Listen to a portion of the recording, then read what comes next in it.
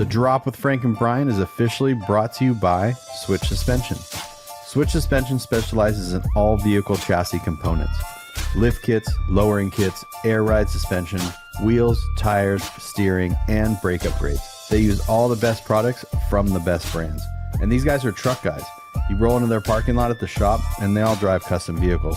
So they use their products that they sell on their own vehicles. So if you guys are looking for anything for your vehicles, whether you're just starting out or you just need some replacement parts or whatever, give them a call or visit their website, switchsuspension.com. Just want to let you guys know that we're announcing our next giveaway. We're giving away another Acura E-Level kit. Big thanks to Acura for getting with us on this giveaway. All you got to do is either go to livelifecustom.com or grinder-tv.com, and every $5 spent, you get one entry to the draw. Enjoy this week's episode. Yeah, I get what you're saying, because like it's not like a... And it's kind of flipped around now, because like Corvettes are so cool now. Because they're cheap. Yeah. They're cheap? They're cheap, and they're like, I mean, even a new one is relatively cheap for what you get. Yes, I am attempting to buy a new one, but as I am now a struggling professional, I understand Here, that. scooch this all the way in. This push that. You turn that one. Yeah, there we go. We can't go too far away. Yeah, All right. yeah. Well, we better know. All right. Yeah, you have to actually like get onto this. Yeah, you kind of gotta get up. Yeah, so like close on adjust it to where it's kind of up and. You want to be like a pull this towards couple you. inches away. Dude, I've never done this. This is my first time. You guys remember This is your those? first time on a podcast? This surprises me. Does this surprise you? Does it surprise you that Mike wouldn't let me on?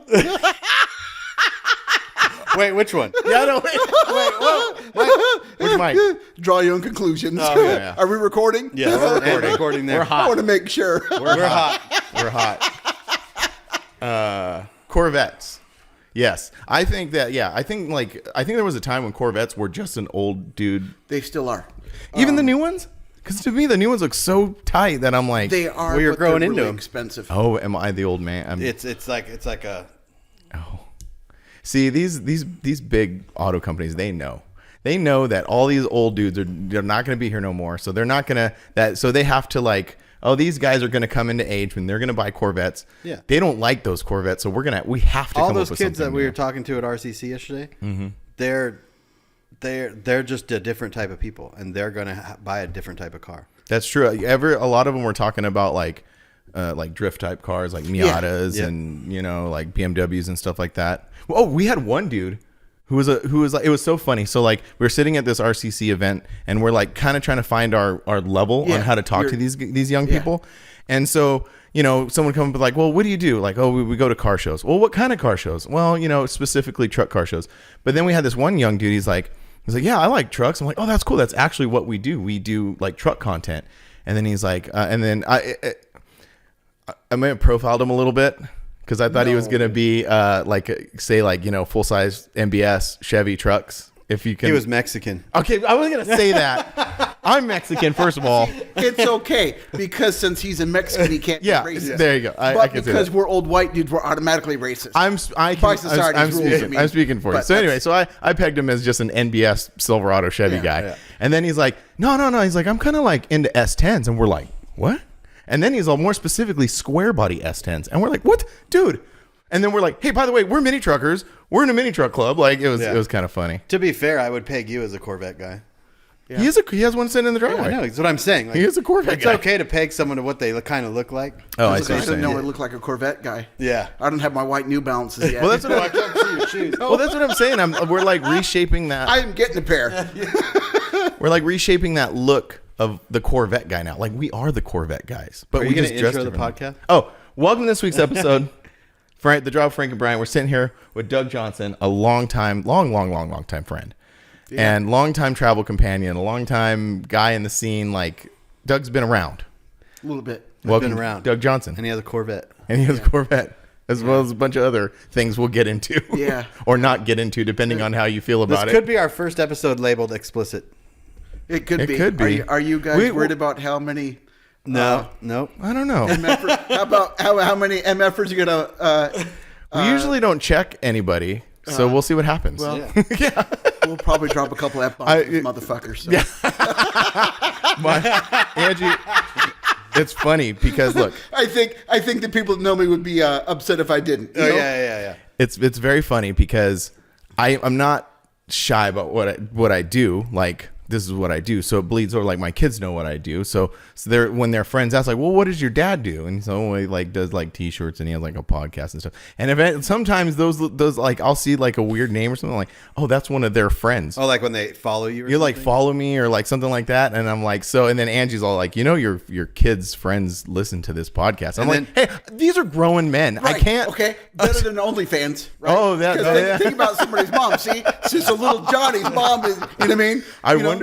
wonder how many. It happens. It has. It has absolutely to. has to happen. It has to. Well, the funniest part is when he did the live screening of one of the low life videos and forgot that the low life videos were not like family friendly. Yeah. So we're starting out like this is the first when I first started hanging out with Brian was low life video shooting at Merino Valley. Real world days. No, before that. Oh, before that. Old, Oh. The house with I didn't even know where it was. The but Fat the first, Farm? No, no, that it was was before that- that. It was you were still with I think Elaine, so it was your first wife, like way back. I wasn't married. Okay, well, He's all well. whatever. Yeah. It seemed like it. I didn't know. I was too. Was it the cul-de-sac house? No, I believe it was on the straight road, but we had parties there, dude. Is it the Bay House? I think it was the Bay House. Yeah. Yeah. Okay, that sounds Yeah. right. Yeah.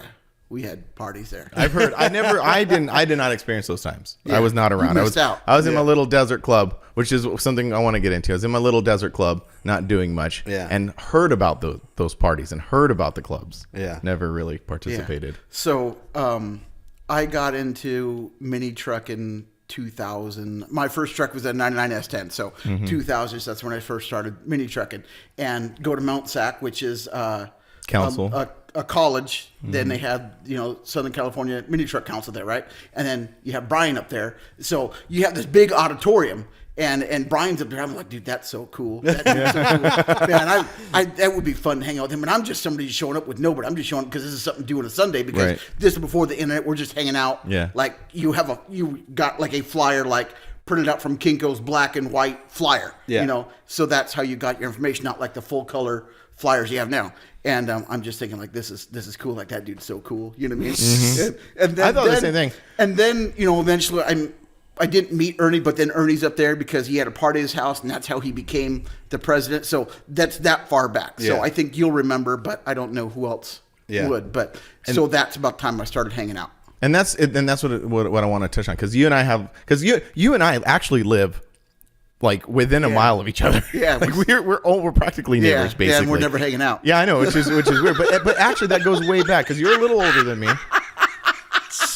Well, no, I know that's just the way it is. But you're a little older than me, so my remembrance of you actually goes all the way back to high school, because I think you were just getting out of high school when I was getting into high school. Yeah, because I remember distinctly you had a flamed out OBS. Yeah, it's that pink truck on the side of the house. Yeah, you still have it. Yeah, you still have it. That is that truck. Okay, Yeah. so like I remember being in auto in like it was either I don't think it was freshman year, so I think we're like 3 years off or something like that. But anyway, I remember seeing your truck in the auto shop, and then since then, like I didn't like know you or anything or say hi or anything, but since then we kind of just like were following the same trajectory but different. Yeah. So like we're saying you were going to like those Mount Sac days and going to council and stuff. I was existing in that same world, but Yeah. I was kind of more stuck here in the desert. Like I got with Twisted Obsessions here in the desert. I really didn't branch out of that. And I remember seeing you at different events, but I just never had the opportunity to like talk to you or anything. And then I remember what was my one question is like, what was the club that you had before Severed? Because I knew you were in a club. There was a couple just small local stuff, like remember Reality and Style? Yeah, you were in Raleigh.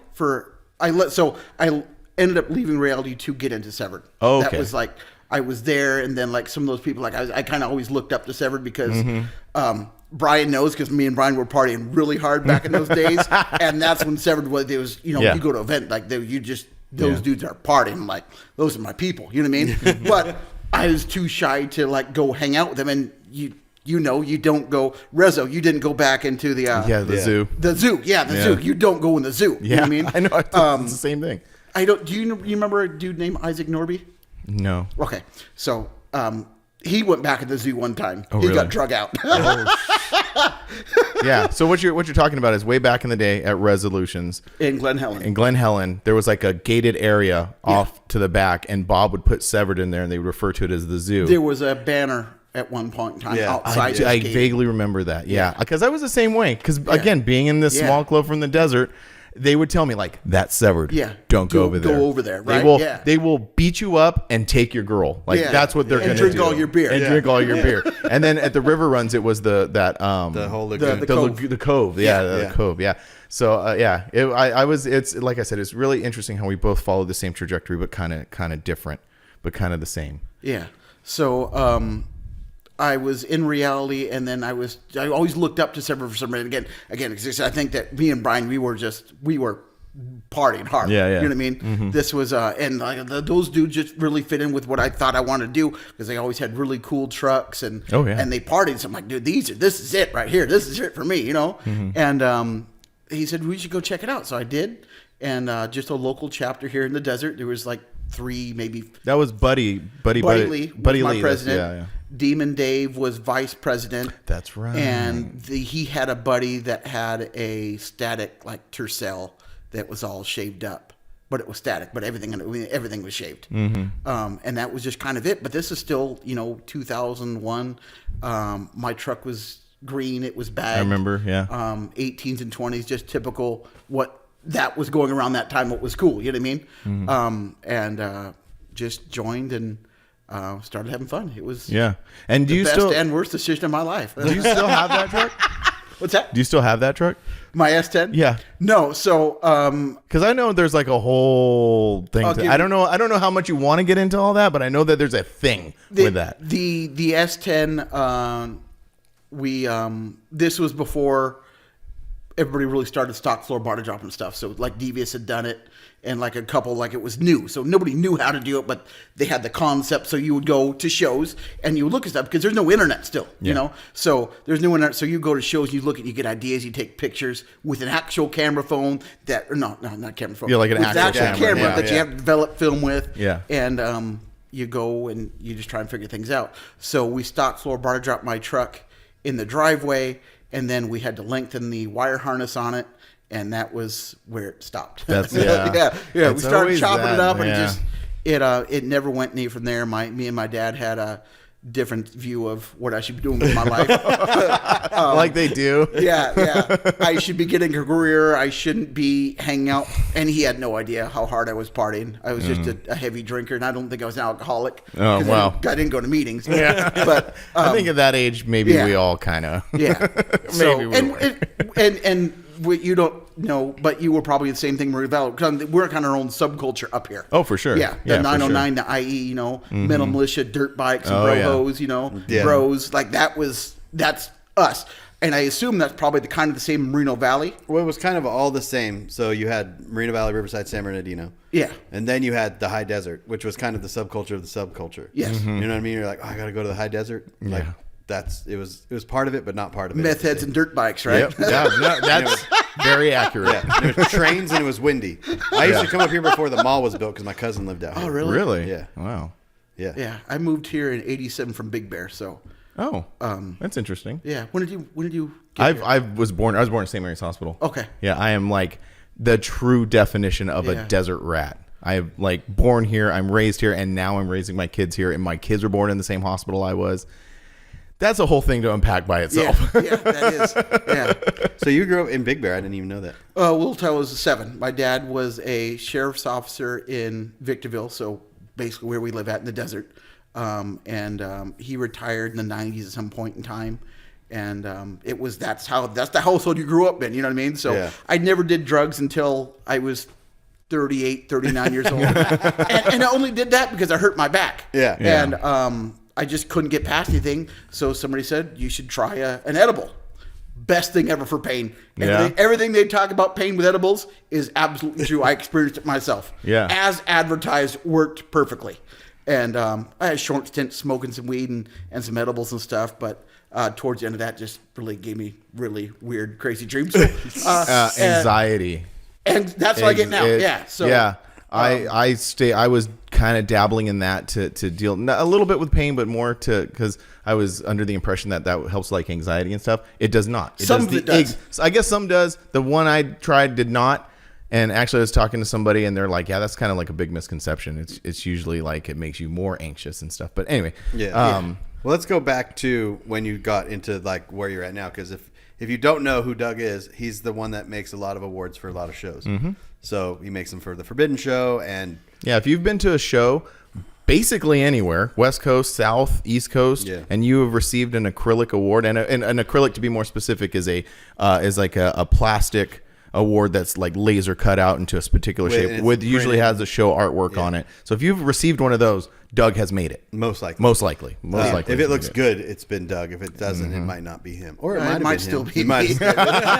There's been, throughout this whole journey with us hanging out and stuff, and you doing awards and us traveling with, and we'll get into all of these things, but there's we've seen quite the gambit of your work throughout the years. Well, it didn't start with awards though. I try not to bill turds, but sometimes it happens. I mean, I want to recant a little bit of that because I'm not talking crap. No. I didn't think I'm just saying the journey. It didn't start with awards though. It started.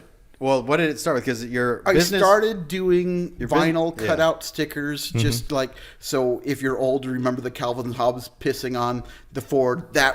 I made money with those things. So I'm 17 years old, working out of my dad's friend's sign shop, just cutting these things. I'm buying them for $2 or $3 a piece, and then I'm just out hustling them to whoever will buy them. And then I got remember Custom Truck Warehouse up here? Yeah, I was gonna bring that up. That was my first customer. I would take over there and drop them off wholesale. They pay me for them. It was a couple $100, and I'm 16, 17 years. I don't know any of it. Just went and bought beer with it. $100 at that age. Yeah, that's a lot money. of money. Yeah, that's so money. I'm just paying somebody else to cut the stuff. I'm bringing it home, weeding it, doing everything myself. I take them, sell them to Pomona swap meet.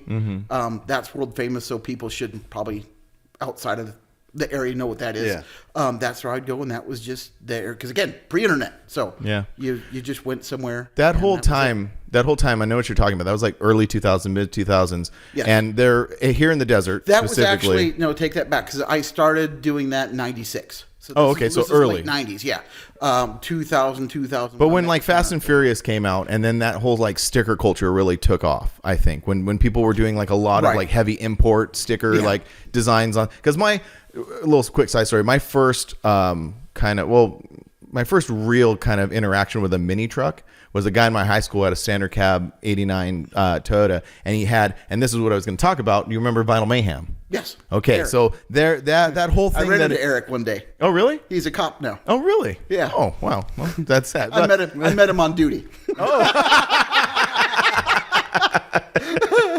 That sounds about right. It's a funny story that one of my childhood friends died in a motorcycle accident, and he was maybe into some illegal stuff. Had some stolen stuff at his house. Cops show up. One of them's Eric. I don't know this, and he says, "Hey man, I know you," and I'm like, "Oh man, this isn't good," you know, because I don't know any Asperia cops. Oh. He said, "You're Doug, right?" I'm like, "Oh, dude, this is." Oh no! And he's, I'm Eric. I'm like, "Oh, dude, what's up, man?" Then then he couldn't let because he had 4th officer. He didn't want to know he hung out with dirtbags. Yeah. Well, I don't know a lot of cops. Yeah, this was about 5 years ago. Oh, okay. That's interesting. Yeah. So. Yeah, I was just saying that in the early 2000s, late 90s, early 2000s, there was like here in the desert, there was this, you mentioned Custom Truck Warehouse. That was like the spot to get like lower stuff for trucks and stuff. But there's also Powerhouse Motorsports. Yeah. And there was like, there was like a tuner shop. And yeah, that was like, there was this time when there was like 3 or 4 sticker guys. You were one of them. What's it called? What was that dude who went to our high school who had that F-150 that was lowered? And it was like a champagne F-150 with flames. Because he had a thing going on too. That might be the dude that thinks I don't like him or I don't like him. I don't know. He worked at this is deep cut. So this is some deep cuts, and we're going to talk about people and places that no one knows about, but I think it'll make sense here in the long run. But so Aaron Wiley. Okay, Aaron Wiley. No, he did not. I don't know that he had a sticker. I believe his dad got some money, and that's kind of where. Okay. I remember he was involved with it too. When I first started mini truck in the desert, reality install. Yeah. He was in reality as well. Yes. Okay. Yeah. So, but there was this time when there was like a bunch of like sticker guys here in the desert, and there was like a whole culture behind it, like with the import dudes and like the truck guys, and it was just, I don't know why I'm bringing that up. It's So interesting. me and Eric worked out of the same sign shop. We bought the same designs from the same guy. That's how he just, he was just older and more successful. Actually bought a plotter of his own. And then he was like, well, I could do whatever I want. Now he cut his cost in half because we were getting raped on stickers, $3 a piece, and it's 10 cents worth of vinyl. But if you don't have a machine, you don't have a machine. That's true, yeah. So that was that.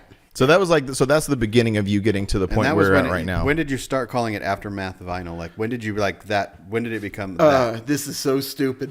This is so stupid. I made a logo for somebody and they didn't like it. They didn't want to pay me for it. So I'm like, okay, that's a cool logo. Kept for myself. Boom. Oh, that was after. Yeah, that's it. Are you serious? That's it. That's it. And this is beginning of the internet. So I didn't know that was a truck club, and I'm pretty deep into cars at that point in time. Yeah. So then it just, but you know what it related to? Dr. Dre most time. Oh, Dr. Dre's label. Oh, Aftermath. Yeah, Aftermath Records. Yeah, that's outside of the truck culture. That's. But me being in the truck culture, I was kind of associated. But I knew you were separate, but I just kind of associated that. Yeah, people have done that for quite some time. And then I came up with Kre8ive House because I started feeling like a professional. And I needed to rebrand to something I like, because I never liked Aftermath. It was just something, like I said, I made this logo, these people didn't like it. I'm like, well, that's cool. And put on some business cards there, Aftermath Vinyl, there we go. You know? When I named my company, so the screen printing company that I have is actually called Grease Rags Manufacturing. At the time, I was really into that counter 50s greaser culture. So I don't know. I was just like, yeah, grease rags. Because mechanics, they use grease. And now every time I'm on the phone with somebody and they're like, what's your email? I'm all, it's grease rags, GREAS. And it's just a freaking hassle. Yeah. I wish I would have named it something like A plus printing or something. For years, I thought it was greaser rags. Yeah, exactly. Yeah. But now I'm saying, but you changed it. You got into you changed your thing in your Kre8ive House. I'm in freaking way too deep with this thing. I don't think I can change it at this point. Because you were BST, remember? Well, no, that was like the brand, my actual company. What I do my taxes with, and what I have my all my LLC, all the important stuff. Yeah. Is Grease Rags Manufacturing. Yeah. I'm still Aftermath Designs. Yeah. Okay. So see, you sometimes you get a little too deep. Yeah. Well, you're like. Everything I do is above ground, except no cash. Everything runs to the bank. So since I do that, the account is still under Aftermath Designs. I pay all my taxes me too. under that name. I pay don't all accept my cash for taxes. anything. Pay all of our taxes. All of our taxes are paid. Everything is on paper. If any. And then now we're all in jail Not for that tax the fraud. government listens to anything that we do. Dude, I'm not a one conspiracy time. theorist by any means, but You never know. They could just be looking for certain words. I'm gonna omit some names here, but something very funny happened to me. I think if you really think about it, you know who I'm talking about. There's a guy in the scene who works for an entity who does stuff like that. And this was back when I was doing a lot of Facebook stuff. On Facebook, I posted something about sales tax. And I was like, oh, these guys. And help me out too. And the person was like, Yeah. The person was like, oh, yeah, you paid. It's all good. I'm like, and so he went, I'm all, oh, I need to be careful with what I say. So I got a letter from the IRS or something. Move closer, move closer to the mic. Just scoot your whole chair up. Right there, What I bought, my first laser came from Denver. And it comes through a checkpoint coming from Vegas to California. In that checkpoint, they pulled an invoice, and the state of California wanted their use tax because there was no sales tax paid on it to the state of California. Because you bought, So then I got a letter asking, what's this? What's this? What's that? And I call them, and I bullshit them. Mm-hmm. They knew more than what I was telling them. Oh yeah. You can't. So I give them this whole spiel about stuff, right? They go, yeah, that's cool. How long have you been running this Facebook page? I'm like, oh. Jeez, man. I called said person, and they said, oh yeah, your case is closed. You paid the tax, and that was it. So I'm like, whew, man. Yeah. Oh, they're and I they're paid paying my attention. tax on everything ever since. Yes, always pay. I mean, but that's we kind of joke a little bit, but yeah, you have to you're not gonna outsmart these dudes. It's literally their job. Yeah. You know what I mean? And they do it very well. Yeah. And we like asphalt roads. So we kind of got to play the game. Yeah. Well, and you can't mess with them. Like a lot of, this is kind of off topic or whatever, but a lot of people think that they can finagle that kind of stuff. Like, nah, dude. You can legally finagle. Oh yeah, for sure. If you know how to do it within their little system, but within their system, there are definitely ways that you can navigate it. But for the people who straight up think you can like get around stuff and not do it, no, I'll let you know. They're gonna find. I'm going to jail at some point for tax evasion. I just don't know when. Hey, you know that's what I mean? old. Hey, that's old man Corvette stuff. You got to go with Yeah. the tax evasion Yeah. at some You point. know, Yeah. But I'm told that it's like for my homies, because living in the desert, we know a couple people been to jail, done some county time, whatever. Yeah. They said it's like it's fun. It's like day camp. Yeah, I know. Yeah, you just can't leave. you're very deep into your business, so I bet you sometimes you're like, man, that does sound pretty good. Little Yeah. break, Little vacation. break, little vacation, locked up, 3 meals, Yeah, nice bed, no one bothering me. yeah, it would worry me. Yeah. I would definitely be in a 2x2 cell. One of those I wouldn't get out because I'd be crazy Oh. for sure. Yeah, I couldn't deal with being in such a small. Yeah, couldn't well, do it. I don't think anybody. I'm just being funny. Well, people But, do make it through there, but no, I couldn't. Yeah. But It anyway, would, Aftermath be Vinyl. difficult. Yeah. Aftermath Vinyl, Doug's journey to where he is now. Just being in Sever, starting Aftermath, and then when did you start doing what you do now, which is the trophy stuff? Yeah. How did the vinyl turn into the trophies? Something stupid too. This is the best. I don't think any time before the last couple of months, anything's been like, it's always been like something that just. It just happened. So I went to. So you mentioned auto club in high school, right? Oh, yeah. So I was very deep into that, and I know you guys talk about trade schools. And last, I got sucked into UTI because again, that's what was marketed to me. Right. So we had him coming there. He was Yeah. buying us donuts. He was taking us out. Yeah. So he was wine and dining us because we just UTI. You know what I mean? So nobody in high school, teacher wise, they cared what I do. I ditch class. They don't care. Oh, he's got a because they looked past because they thought he's got a I see what path you're where he's saying, yeah. going. So by trade, I'm automotive trained. So tried mechanics, ended up getting behind the counter, being service writer, service manager, that type of stuff. I walked out of work one day because I worked in Riverside, which is an hour drive each way up and down the pass. You know that. Nobody else listening does, but it's an hour drive commute each way. And I walked out one day and says, I'm going to buy a color printer, not knowing nothing about nothing. To do like stickers, like a large format this printer. machine. Yeah, like a large format this printer. is my third one, but this machine just, as the technology was still fairly new, but it was available. So I just went on the internet, found something, bought it, had no idea what I was doing, and struggled with it for a very long time. Right. Yeah. Well, yeah. I know that. Figured it out, and somebody had passed away, and I went to Home Depot, and I got a piece of pine wood, and I cut it down on my dad's not a table saw, the miter saw.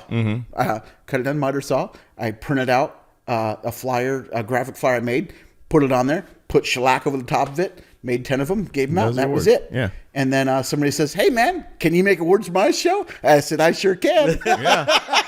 Hey, dude. And that was it. That's how I fell into making awards. Because were you first putting stickers, like printed stickers on awards, right? Yes. Yeah, so you weren't doing the play. So it was, I had figured out, I probably went to a trade show, which is what ISS. ISS, yeah. So which is a trade show, print only trade show type, like SEMA, but for printers. For the garment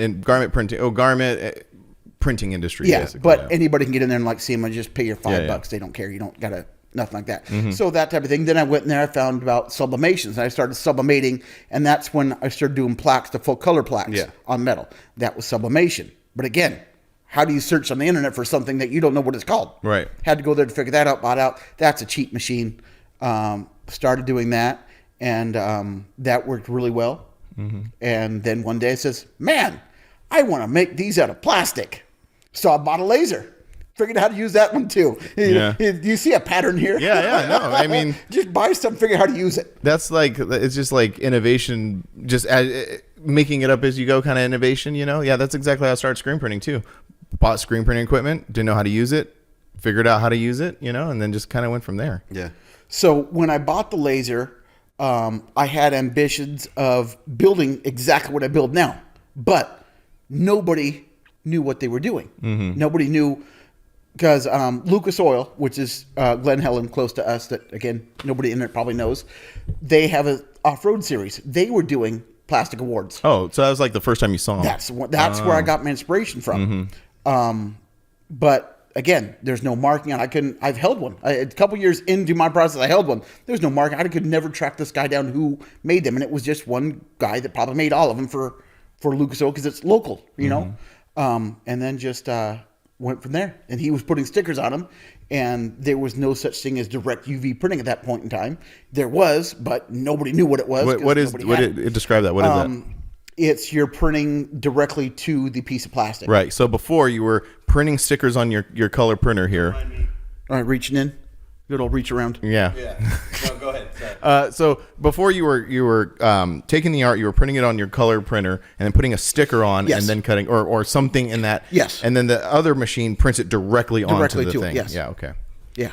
So And that's what you do now. That's how all your awards that are is made. how it's done now. So beginning of this, like nobody knew what that was or how to do it. There was no YouTube videos. There was nothing. Oh, wow. So by no means do I think I'm an innovator, but I'm an innovator. You know Yeah. what I mean? Well, and that was the thing. At least when I started screen printing, there were YouTube videos. There were companies that you could call that had pretty good support, but you had none of that. You were just like, I need to figure this out. I just had to figure it all out. That's crazy. And then once I started figuring out, then I started finding more and more stuff. And now I don't want to say everybody does it, but everybody does it. And by no means did they copy me because I copied somebody else. I just happened Well, the to figure it machines out. are also cheaper and more Yes. accessible, and they Yeah, the make internet. smaller machines.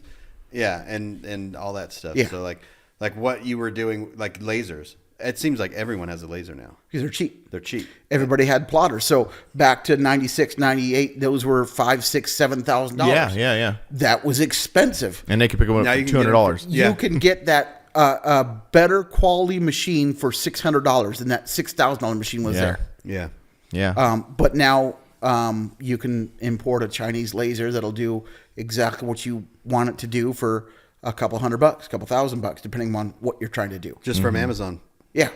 So that's kind of where. And you think it's watered down the thing a little bit, but there's still it's like one of those things where You still have to know what you're doing. exactly, and you also just so we were going back to like marketing, getting yourself out there in front of it. Like no one knows who you are. You might have Correct. a laser in your garage or your house, but Yeah. you still need a business behind that. Correct. Well, and that's what we were telling those young people yesterday was like creating a product is one thing. You will eventually how to figure out how to create a product. It's the marketing, how to get that product into people's hands. You have to sell it. And you have to sell it and you have to market it. So what you did was you just started making awards for everybody. And It just started as being West Coast, started doing plaques, and then it turned into I did some acrylic plaques for SEMA After Party one year, and then that was like the first time like anybody in the industry had seen anything because this was before what's the SEMA thing called now after this Ignite. Ignite. So this was before. This was like a cruise night. Was this at the Hard Rock when we? Yeah, so it was at Hard Rock. It was like those days. I think this one was at the Rio or the Palms or something. So Yeah. it was after the Hard Rock, but it was that same thing. It was a cruise night that all the SEMA cars would go to. Yep. I made awards for one of those one year. Oh, I do remember that, And yeah. then that was everybody being somebody in automotive, like, oh, that's cool. Where'd this come from? Blah, blah, blah. You know? And I think I missed an opportunity there. The last one that was there was a dude walking around with a suit with two females, and they were like business attire. I think they were from SEMA. They were there to check out the event, I believe, because next year was SEMA Ignite. They were looking at the awards, and this is a missed opportunity. Well, who makes their awards? And I'm standing right there. I don't know any different. You know what I mean? I'm too busy trying to find a beard. You know what I mean? You know, I didn't know. Yeah. You know, but I think that was a missed opportunity to get into SEMA, which I still haven't got into doing. That's on the bucket list of things. Right. I think everybody has a bucket list of people they want to interview, they want to do stuff for. Yeah, I think that's something I would like to do. Just you just had a pretty big milestone in your career because you made the awards for the Roadster show. This past- Grand National Truck Show. yeah, that one. Yeah, I've not done the Roadster Show yet. Oh, but this is like your That core is it, getting yeah. into it. So my dad passed away 10 years ago, and he was a hot rodder. That's why. I wanted to get into that, about your because he was big about the Grand National Road Show. Uh-huh. He bought a hot rod that was built for the Oakland Roadster Show because that's what it used to be. That was like the big thing was the Oakland Road Show, and he bought a hot rod from there. It was built for there because that's what you do with those type of cars. So he was always talked about that. So that's what was such a big deal to do that because Yeah. Me and my dad didn't have the greatest relationship. Not that it was bad, but it could have been a lot better. So it was to do that. Just felt like It's really cool. I didn't need that career path. I did it. Yeah. I did it 40 years later. Wow. On my own. Screw you, old man. I'm gonna show you. Yeah. Well, no, that's really cool though. Yeah, because I wanted to get into that too, because we're sitting here in your shop, and you're very into like the drag racing. You're very into like hot rods, and that sort of is that more of a precursor to being in the truck scene? Like you went to My dad was a hot rodder, and I don't know that a lot of people know this, but hot rodders back in the late 80s, early 90s, they hated mini truckers. Oh, yeah. I think they're punk kids. Yeah. I didn't want a hot rod. I wanted a mini truck. Right. Yeah. Yeah. But I mean, you still like were into that. I mean, you got a lot of drag racing, NHRA stuff, good, in here. Like that was still like your kind of base automotive taste, right? That was, and then Pomona is 45 minutes. That's the local track, 45 minutes away. So we kind of, and again, pre-internet, so you didn't have anything to do. You got to fly. Went down there, and that's kind of where I started to see that. But didn't really get into it till years after my dad had passed. And my mom and I it's our bucket list to go to every NHRA track once. That's cool. So we're about halfway through. We've done a lot of stuff. I think I've done almost everything you can do at a NHRA event except for be on the starting when they take off. And that I think can be obtained because there's stuff's out there now that you can do that. So remember when when I did that video? Yes, I do. And I was on the starting line when they were taking off, and he was like, because that's what he wants. Yeah. So we're like, we had a big old print of it was a balloon, right? Yeah. It was we took a balloon and we said that was Doug, so we were taking the little balloon, Had my face on it, and we were they're tagging bringing him it around. in the garage, like where they're changing the engines and stuff like that. They had a driver take a picture with the balloon. Oh, that's funny. And you're just sitting there like, Yeah. What track was that at? At Phoenix. Oh, in Phoenix. Yeah, Oh, that's right. Oh, yeah, I do. Okay, I do. And how like I never want to do that again. Yeah, so I've been close. Like I've been ground floor next to a fuel I cars don't even taking want to off. be at the track anymore. But I want those to top fuel dragsters. I want to be between them before they take off. Yeah, that's what where I want. was. I was Yeah. between them. That is right behind them, and it is amazing. rowdy. no joke.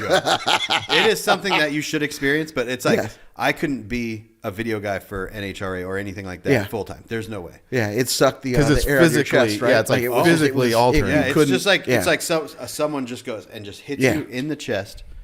I mean, even sitting in the car when I was changing camera equipment and stuff behind the stands, and they take off, the entire car just goes.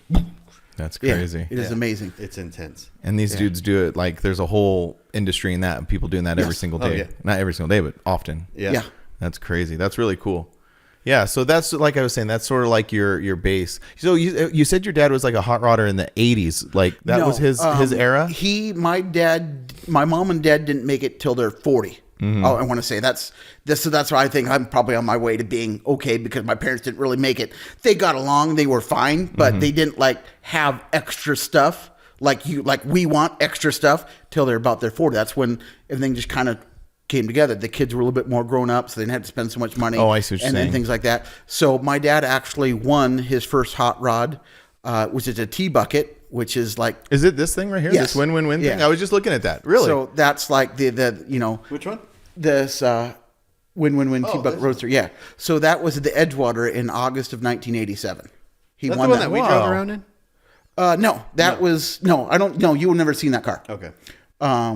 And it's not for sale on Craigslist because I keep looking. How did you acquire this? Is this the actual? That is the actual stand. Really? From it. Yeah. So that was again 87. No cameras, no internet thing. This was just a sitting on a stand. That's At the amazing. top of the escalator, like anything you would like. You go to any casino now, they've got a car sitting there, whatever, with a sign. This is that. And sign he won next this to it. T-bucket. Yeah. That's amazing. That is So really that's cool. how he got into hot rodding. was Oh, okay. that So car. he was not really into it before He that? wanted one. He couldn't Oh. afford one. So Okay. then they got this, and then that was. What I don't want to like dig too deep in it, but like what era did your dad grow up? Like 60s? Like 60s Yes. car culture? Yeah, my dad He had did an El too. Camino. Is he from Southern California? Yes, Like he was a yeah, surfer. originally? He thought he was a surfer at least. I don't know if he was actually a surfer, but he sure, from my understanding, he had sure a thought he was a surfboard. surfer. He had a He's got a surfboard. surfboard. Yeah. Yeah. Okay. So yeah, that's where my I dad. had a skateboard, Yeah. but I wasn't a skater. Yeah. Yeah, and he had an El Camino.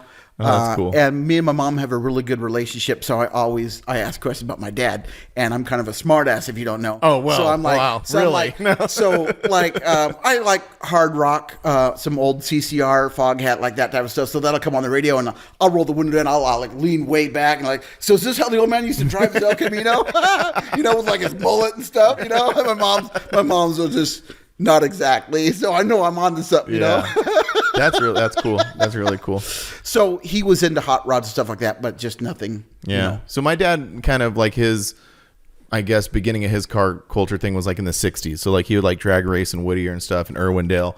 And so I just wanted to know if that was like a similar thing, if they kind of existed in that same time. But it was a kind of a later thing. What's going on? Is it still recording? It is. We're still recording. Okay. That's good. Sorry. We were having some issues yesterday. Yeah. But everything's fine today. But yeah, that's really cool. That really blows me away about that. That's really, I love stuff like that. Did he take it with him? So did that come with the car? Yes. Okay. What happened to that car? It was around for some time. We had it till 97-ish, maybe even later. So we had it for 10 plus years.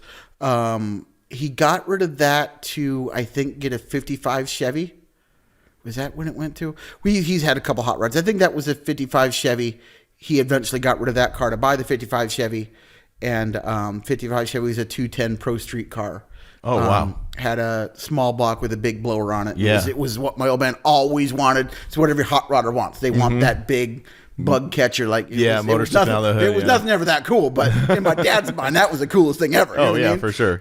So we found that again at Pomona Swap Meet, and he's decided he had to have it. So we sold that car, put some money up, got that car, and that was the second hot rod I think we had. And we had some, I wouldn't call them hot rods, but we had some other old cars in between there, but nothing mentionable. We eventually got rid of that car, and he got another a 33 kit car called a Speedstar Roadster. That's the orange car? That was the orange car. Yes. And then that was the car had open headers on it, had zoomies on it. When I ran it in the street, I had earplugs in. It was pretty wild. Pretty rowdy car. It was a death trap, just like a T-Bucket was. Not that the 55 was any better, because that just had lap belts. It was anything of those things are death traps, and so. So it's funny because it's so funny how you and I are so similar, because I grew up the same way. My dad was a hot rodder from the 60s and was always into cars. And I have a T-Bucket story too that is hilarious. So he ended up with a T-Bucket. It had a 327 blowing headers, like the whole thing like that.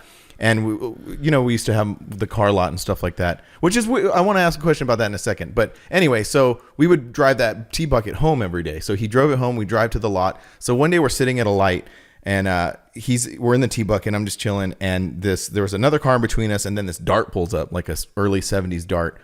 Something in my dad's brain reverted down to him being 16 years old. He saw it.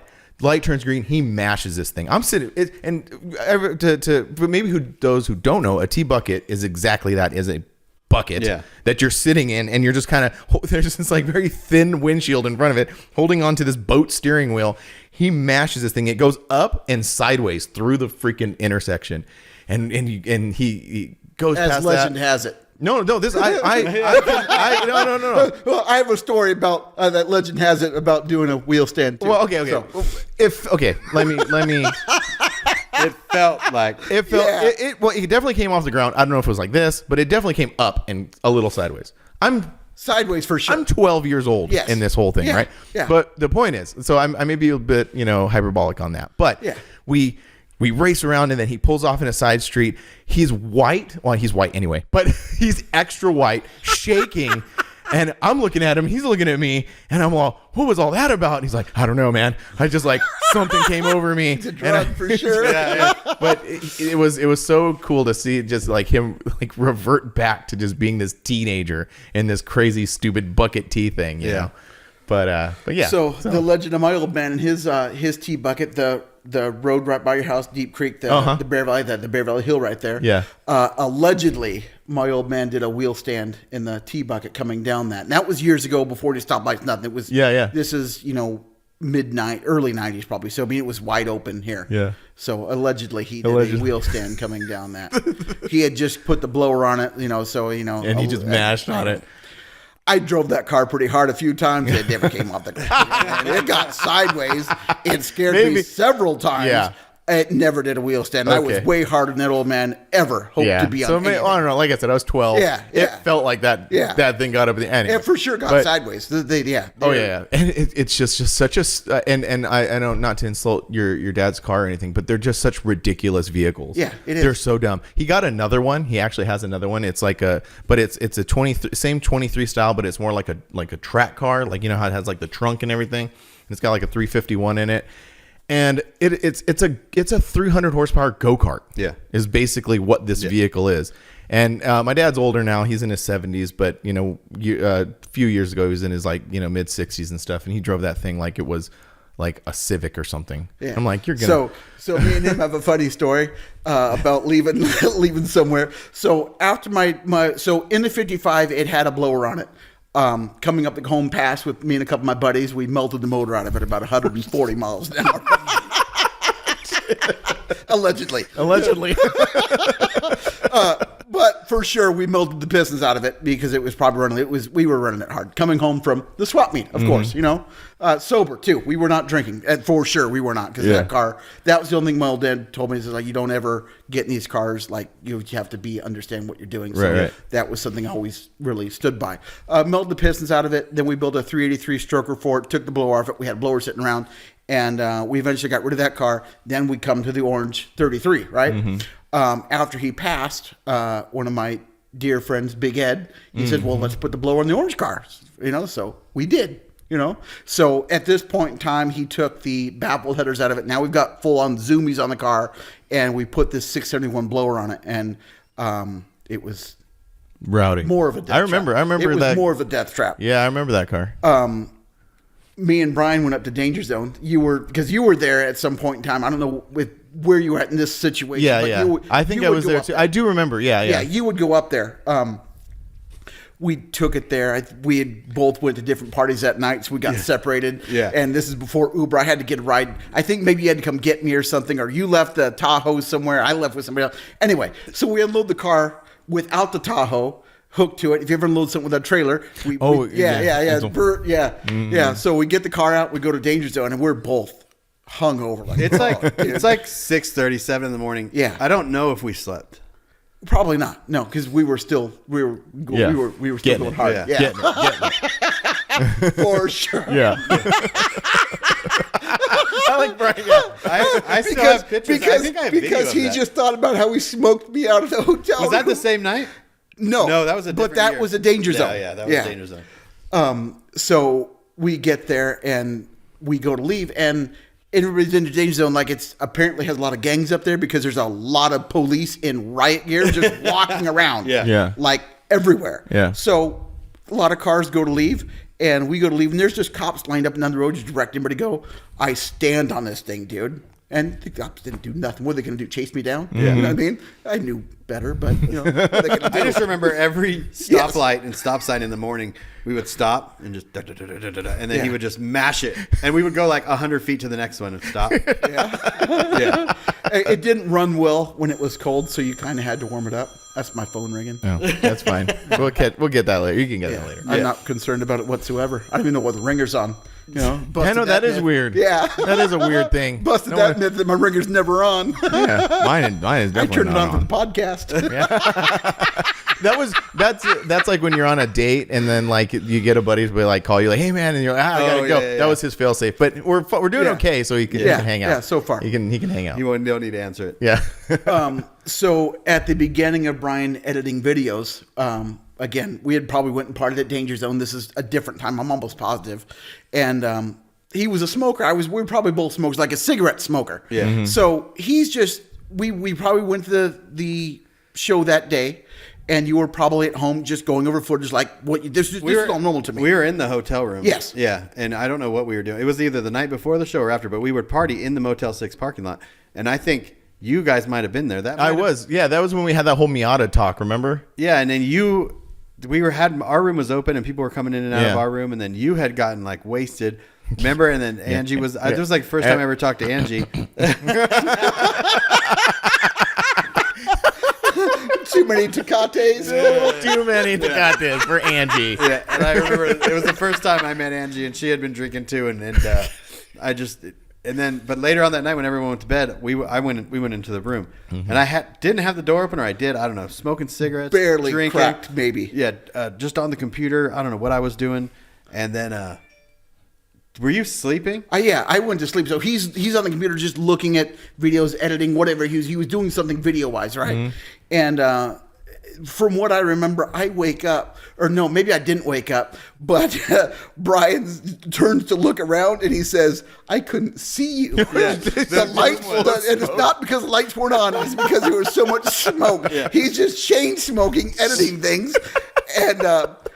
I'm still asleep. I wake up next morning with a cough. I'm like dying. I remember dude. opening the door. Oh, yeah. And it looked like a fire inside. It was just pouring smoke out.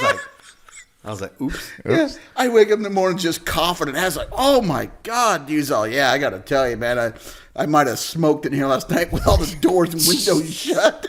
Understatement. Yeah. That's awesome. That's great. So what was the first, going backwards, what was the first, like, show you did the Hard Rock, or the SEMA thing. What was when you started doing shows outside of the West Coast? What was the first one? So there's a couple people that gave me breaks on stuff. Bob Hayes gave me a break on doing plaques for Rezo. Jamie McBride gave me a break on doing Severed SoCal plaques. Eric from, at that point, Kinetic. He had the first one, I think, that got me on doing acrylic awards for Relaxin' SoCal. And then from then, Greg Miller flew out, and that was my first real big break. Was he came out, seen him, and says, and he made me a sweetheart deal to do some stuff, and it was good for me. It was better for him, but I didn't know any better. I'm just some stupid. What show did he fly out to see that? That was Relaxin' SoCal. So he'd seen him, and then he proposed to me, can you do these for this price? We do so many, blah blah blah. And then that was the first time that we went. That's to. a really good segue into the travel stuff. So that first trip we all went on, when that was your first trip, the first time outside of Southern California, West Coast, doing any sort of acrylic stuff. Oh wow, that was 2015, my first big break. 14. Yeah. 14. Was it 14? That was 2014 because that was the first time we ever kind of traveled Had anywhere. to be older than that because that truck was a 15, I think. No, it was because it was when I had the first DVD. Is when we went to Scraping the Coast. Yeah, you're absolutely right, because we went to LST first, and then on the way back from LST, you were like, "Hey, do you want to go to Mississippi?" And I said, "Yeah, okay." And that was a couple months later. Yeah, because I had the first DVD and I lost a box of DVDs and only had Blu-rays. That's when I right, showed dude. it. We got to talk about that. That whole trip. Something about the 10 freeway. Frank, let's talk about this. Yeah. So that was the trip when we were taking your truck. So if you don't know Doug, The black truck. Doug owns a what year is it? Which truck? The black truck. The silver one or the black one? The black one. 99 GMC Sierra. Okay. Is what it technically is. So it's the first year of the NBS's.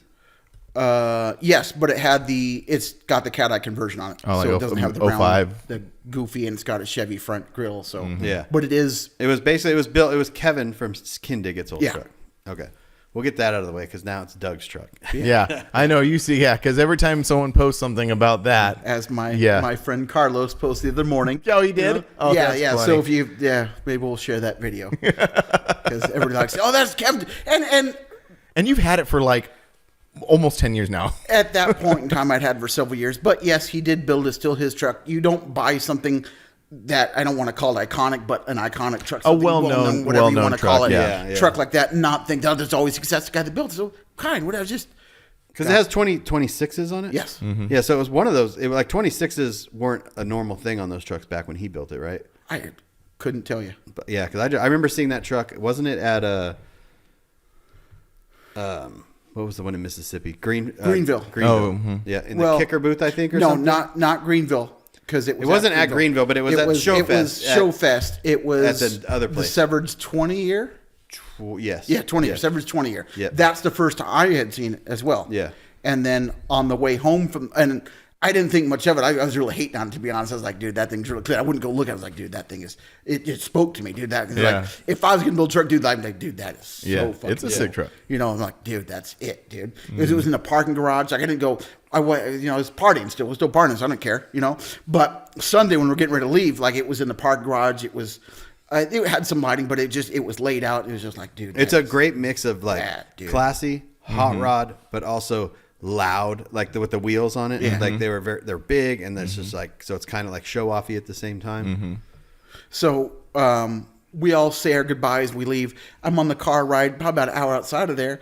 And we had a conversation, whoever was in the car with me, and they said, what do you like most? I said, man, Kevin's truck was really cool. I didn't really go look at it. And at that, somewhere in that conversation, somebody said it's for sale. So at that moment, like, I'm going to buy it. You know what I mean? Yeah. I had no money, no business. I had no business asking anybody to buy nothing. You know what I mean? But I'm like, dude, that's cool. How much? So then somebody gives me a number and says, hey, man, I heard your truck's soon. Then he replies like this, yeah, it's for sale. That's it. That's exactly in his text message. He replied with, "I don't know where it went from there." But you ended up with it. You got it. It was a long story outside of that too. And then basically Greg wanted it at the show, right? That was kind of the thing. Yeah. Greg wanted me to bring that truck out to the show, And to this day, it has never made it to the show. No, it never made but it. No. one day It made it. We're all gonna it made go. it halfway there. Yeah, It did. Hey, one day we're all gonna go back to that show. When that truck's ready, yeah, we're all We'll- going. we'll all we're go gonna back. put the band back together. we're gonna put the band. So let's go into and detail. we're gonna go to the trailer shop and Yeah. We still drive past maybe get a new tire or something. every LST. We drive past that trailer We shop. get off in Fort Stockton. Yep. Dix, Fort Dix. Fort Dix. So let's Let's break it down break it piece by down. piece. So the truck's in an enclosed trailer, Yes. a 3-axle enclosed Two. trailer, Two 2-axle axle. enclosed trailer. Was I living in Arizona?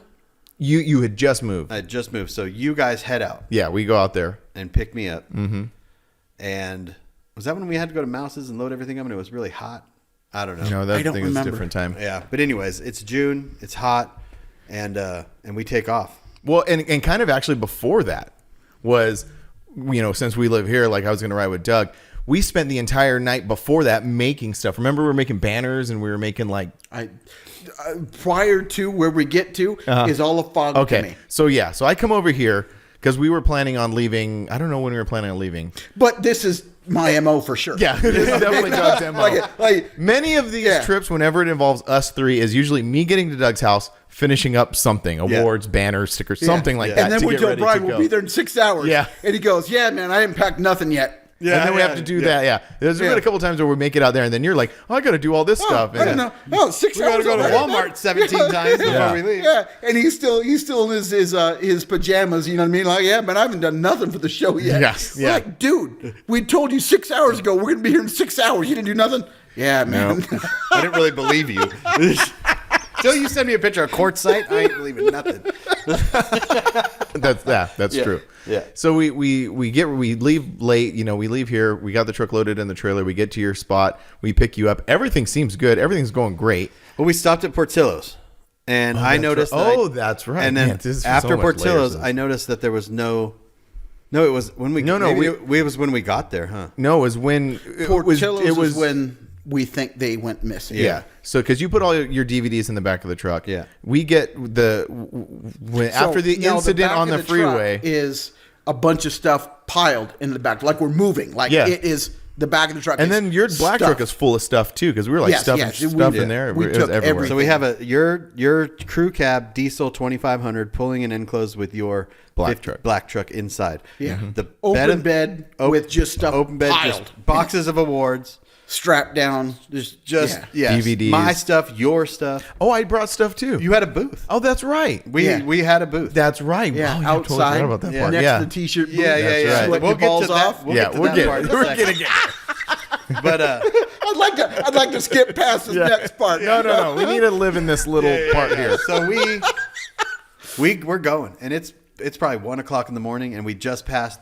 I don't know if we stopped in Van Horn. We didn't. It was just past. I know Van Horn. we. I just don't know if we stopped there to get fuel because Van Horn's usually a stop. But Where was the Walmart? That's not Van Horn? No, that's Fort Stockton. Stockton. Yes. Okay. Yeah, so I don't think we stopped. We get past Van Horn, and we get past where the 10 and the 20. So the 20 goes to Dallas. We stay on the 10 towards San Antonio. We are just a couple of exits past that. I'm driving.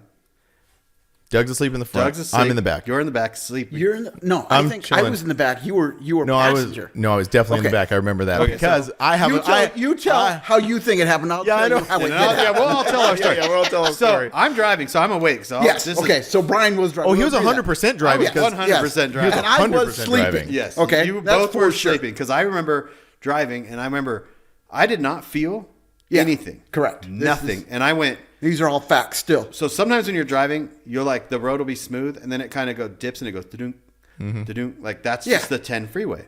So I remember it just like it did that. Something happened and it just kind of went da-dunk, and I was like, oh, the road changed.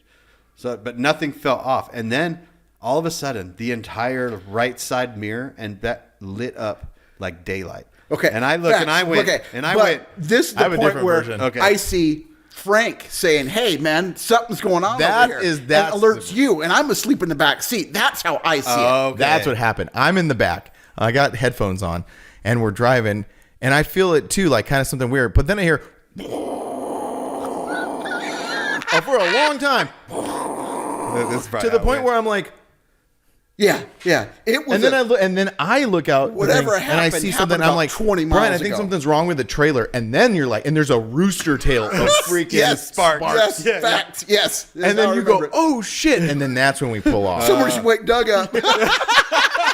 He's about to have a real bad day. And this is between somewhere and nowheres, and it's dark. It's the middle of Texas. Like there's nobody on the road. There's no lights in the horizon. There's no lights in the rearview mirror. There's none to the right, left. I mean, it's Pitch black. We're waiting So we- for Chupacabra to come snatch us up, dude. We There's get nowhere. We get pulled over.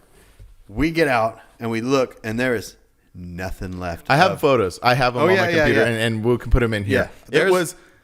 It was just the hub of the wheel. Yeah. So the wheel was still attached to the hub, but all it was that piece the of middle metal. part. There was no have it. outside of the road. Oh, you have it still? Oh, Yeah. that's Yes. awesome. So we Yeah. think okay, if we can just get a spare tire, or we unloaded the truck and we think, oh, we can just drive it without the rim or something, right? Yes, the front tire was still on. The front It tire was just the back still on. one. It was just no, they were both gone. That's why the whole trailer Yes. fell. Oh, we Yeah. put Because a tire we on. put a spare tire Okay, on, but yeah, we only yeah. had one. So we were like, Yes, okay, we'll yeah, unload yeah. the black truck, so there's not a lot of weight in it, and we'll drive it to the next town, and we'll get a rim and tire, and we'll be fine. Well, we get into Fort Stockton. By all this time, we start to get into Fort Stockton. We stopped at that Firestone. Remember, we stayed, and then this was like at sun coming up. sun's It's coming early. It's up. like We're waiting for them to to open the shop up, and they come out and they're like basically we can't help you. no. I don't think they ever came out. They were running around, and then like nobody ever came out. And then you said, "Hey, man, there's a trailer shop up the road." Yeah. because the internet. Now we have the Yeah. internet. Internet, and you're like, so we're like, okay, well, go check that out, and then went up there, and that's when he said, "Oh, everything's messed up." Because when it had bent the spindles. Yeah, The spindles and, were bent. and the axles they were they Torsion were axles. torsion axles. So and they were from Carson, and they weren't like a readily available Yeah. car. That's you can't where just cut axles and resize them and stuff. And that's where we learned that trailers produced on the West Coast, you can only get parts on the West Coast, and trailers produced on Yeah, the East we Coast, learned- you can we learned only a get. lot. We learned all about trailers Yeah, that trip. yeah, we got little did we know we were going to need that knowledge in our trip. yeah. Doug learned how much stuff cost that trip. Oh, dude. So we're at the trailer place and we're exploring our options, and this dude was basically like, "Oh, I can't fix this now," and he was a legit trailer, like Yeah, repair yeah. shop. Oh, yeah, It was full blown. Like it's not like he was like some podunk place. No. So the way that I see this is, so we're in oil country. So they're selling big techs, like big Yeah. grown oil field stuff there. And it's a legit trailer fabrication fixing. They sold pre-built trailers, but they did legit trailer fixes for stuff. Yeah, So so- it was legit. It left us with the only option of unloading or taking the black truck, parking it in the back somewhere, Parking leaving in his, it there in his paint booth. in his paint booth, so leaving it was there. secure because he said, put it back there and I'm not going in there. It's going to be fine. And Yeah. just locked it in there. So we had to get everything now out of the trailer And put it in the Pile bed- it higher. Pile it higher. And we're like, we'll just put a tarp on the top. No, we went to AutoZone. We got those spider webs. One of those spider, yeah. We got a tarp later because it started raining and all this stuff. But the tarp never worked because it just kept blowing off, and we finally just let. Basically, we get to Mississippi. We never stopped to a hotel or anything. We just drove straight. And I don't through. think we ever told Greg that we lost the truck somewhere. No, I think he knew. No, I think we got there. So where's the truck at?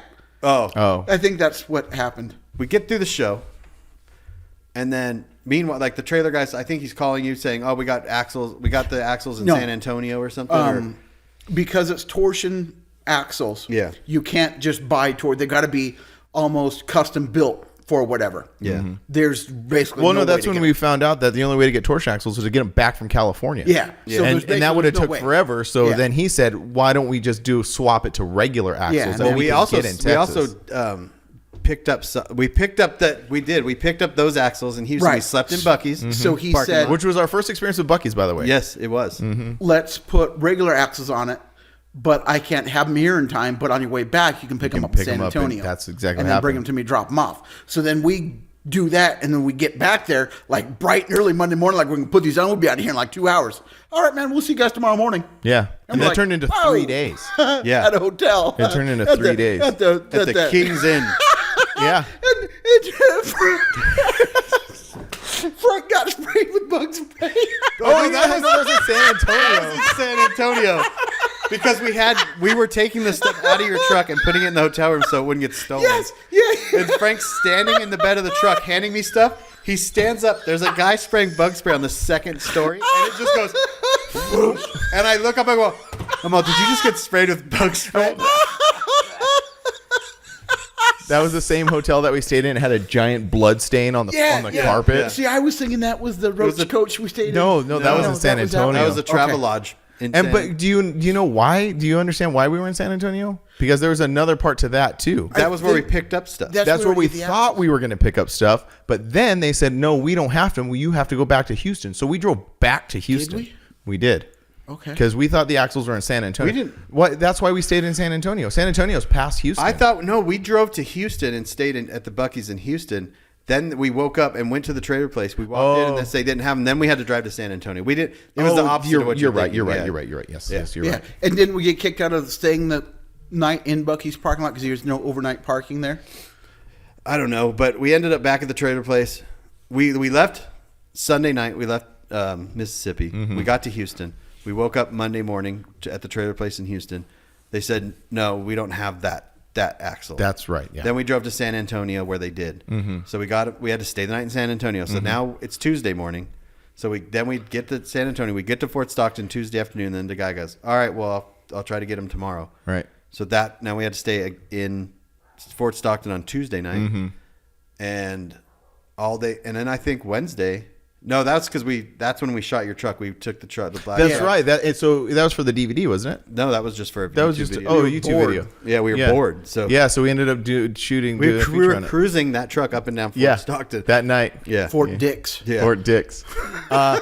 One little thing. So, and this is I think is funny. This is pretty funny. So and I didn't know this was your first show. This was your first show with these awards, and I didn't know. I didn't remember. I didn't know. See, Whatever. we were young. We were still we were still partying then, Frank. we were. I don't think Brian parties anymore. I don't party anymore. Oh, you're still drinking back then. Yeah. Back then, but now. Yeah, Oh, yeah. This is back then. We were still. So we after all of that crap, we finally get to Mississippi to the show. We get there late at night. We stay at a hotel. The awards have made it this entire time. Oh, yeah. without a problem.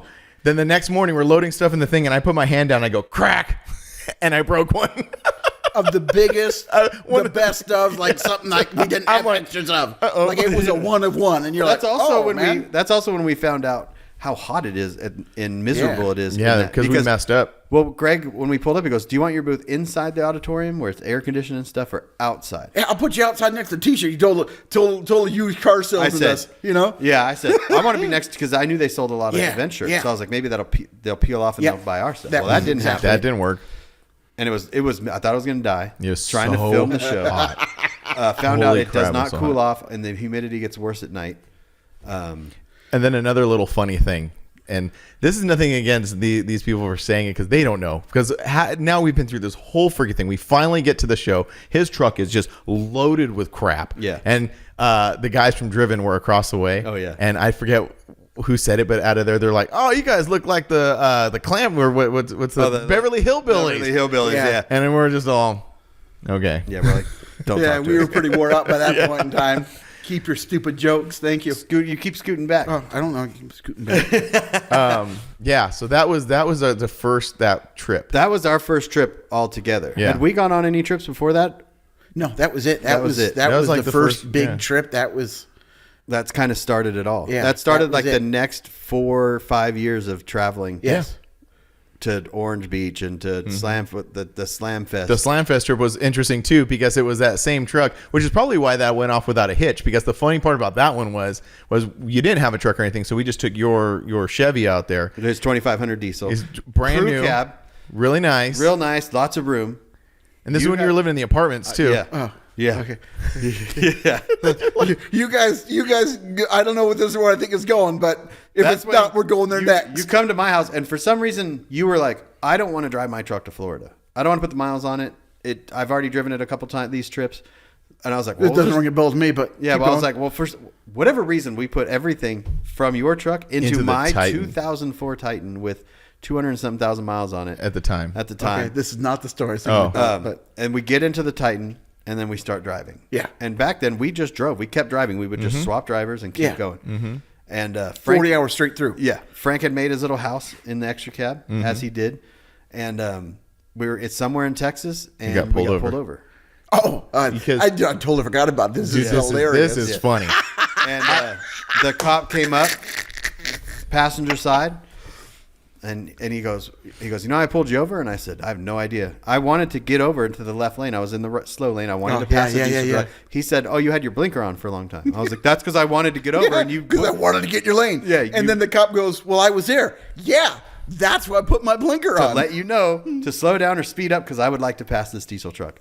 Then he says, license and registration. And I said, here's my license.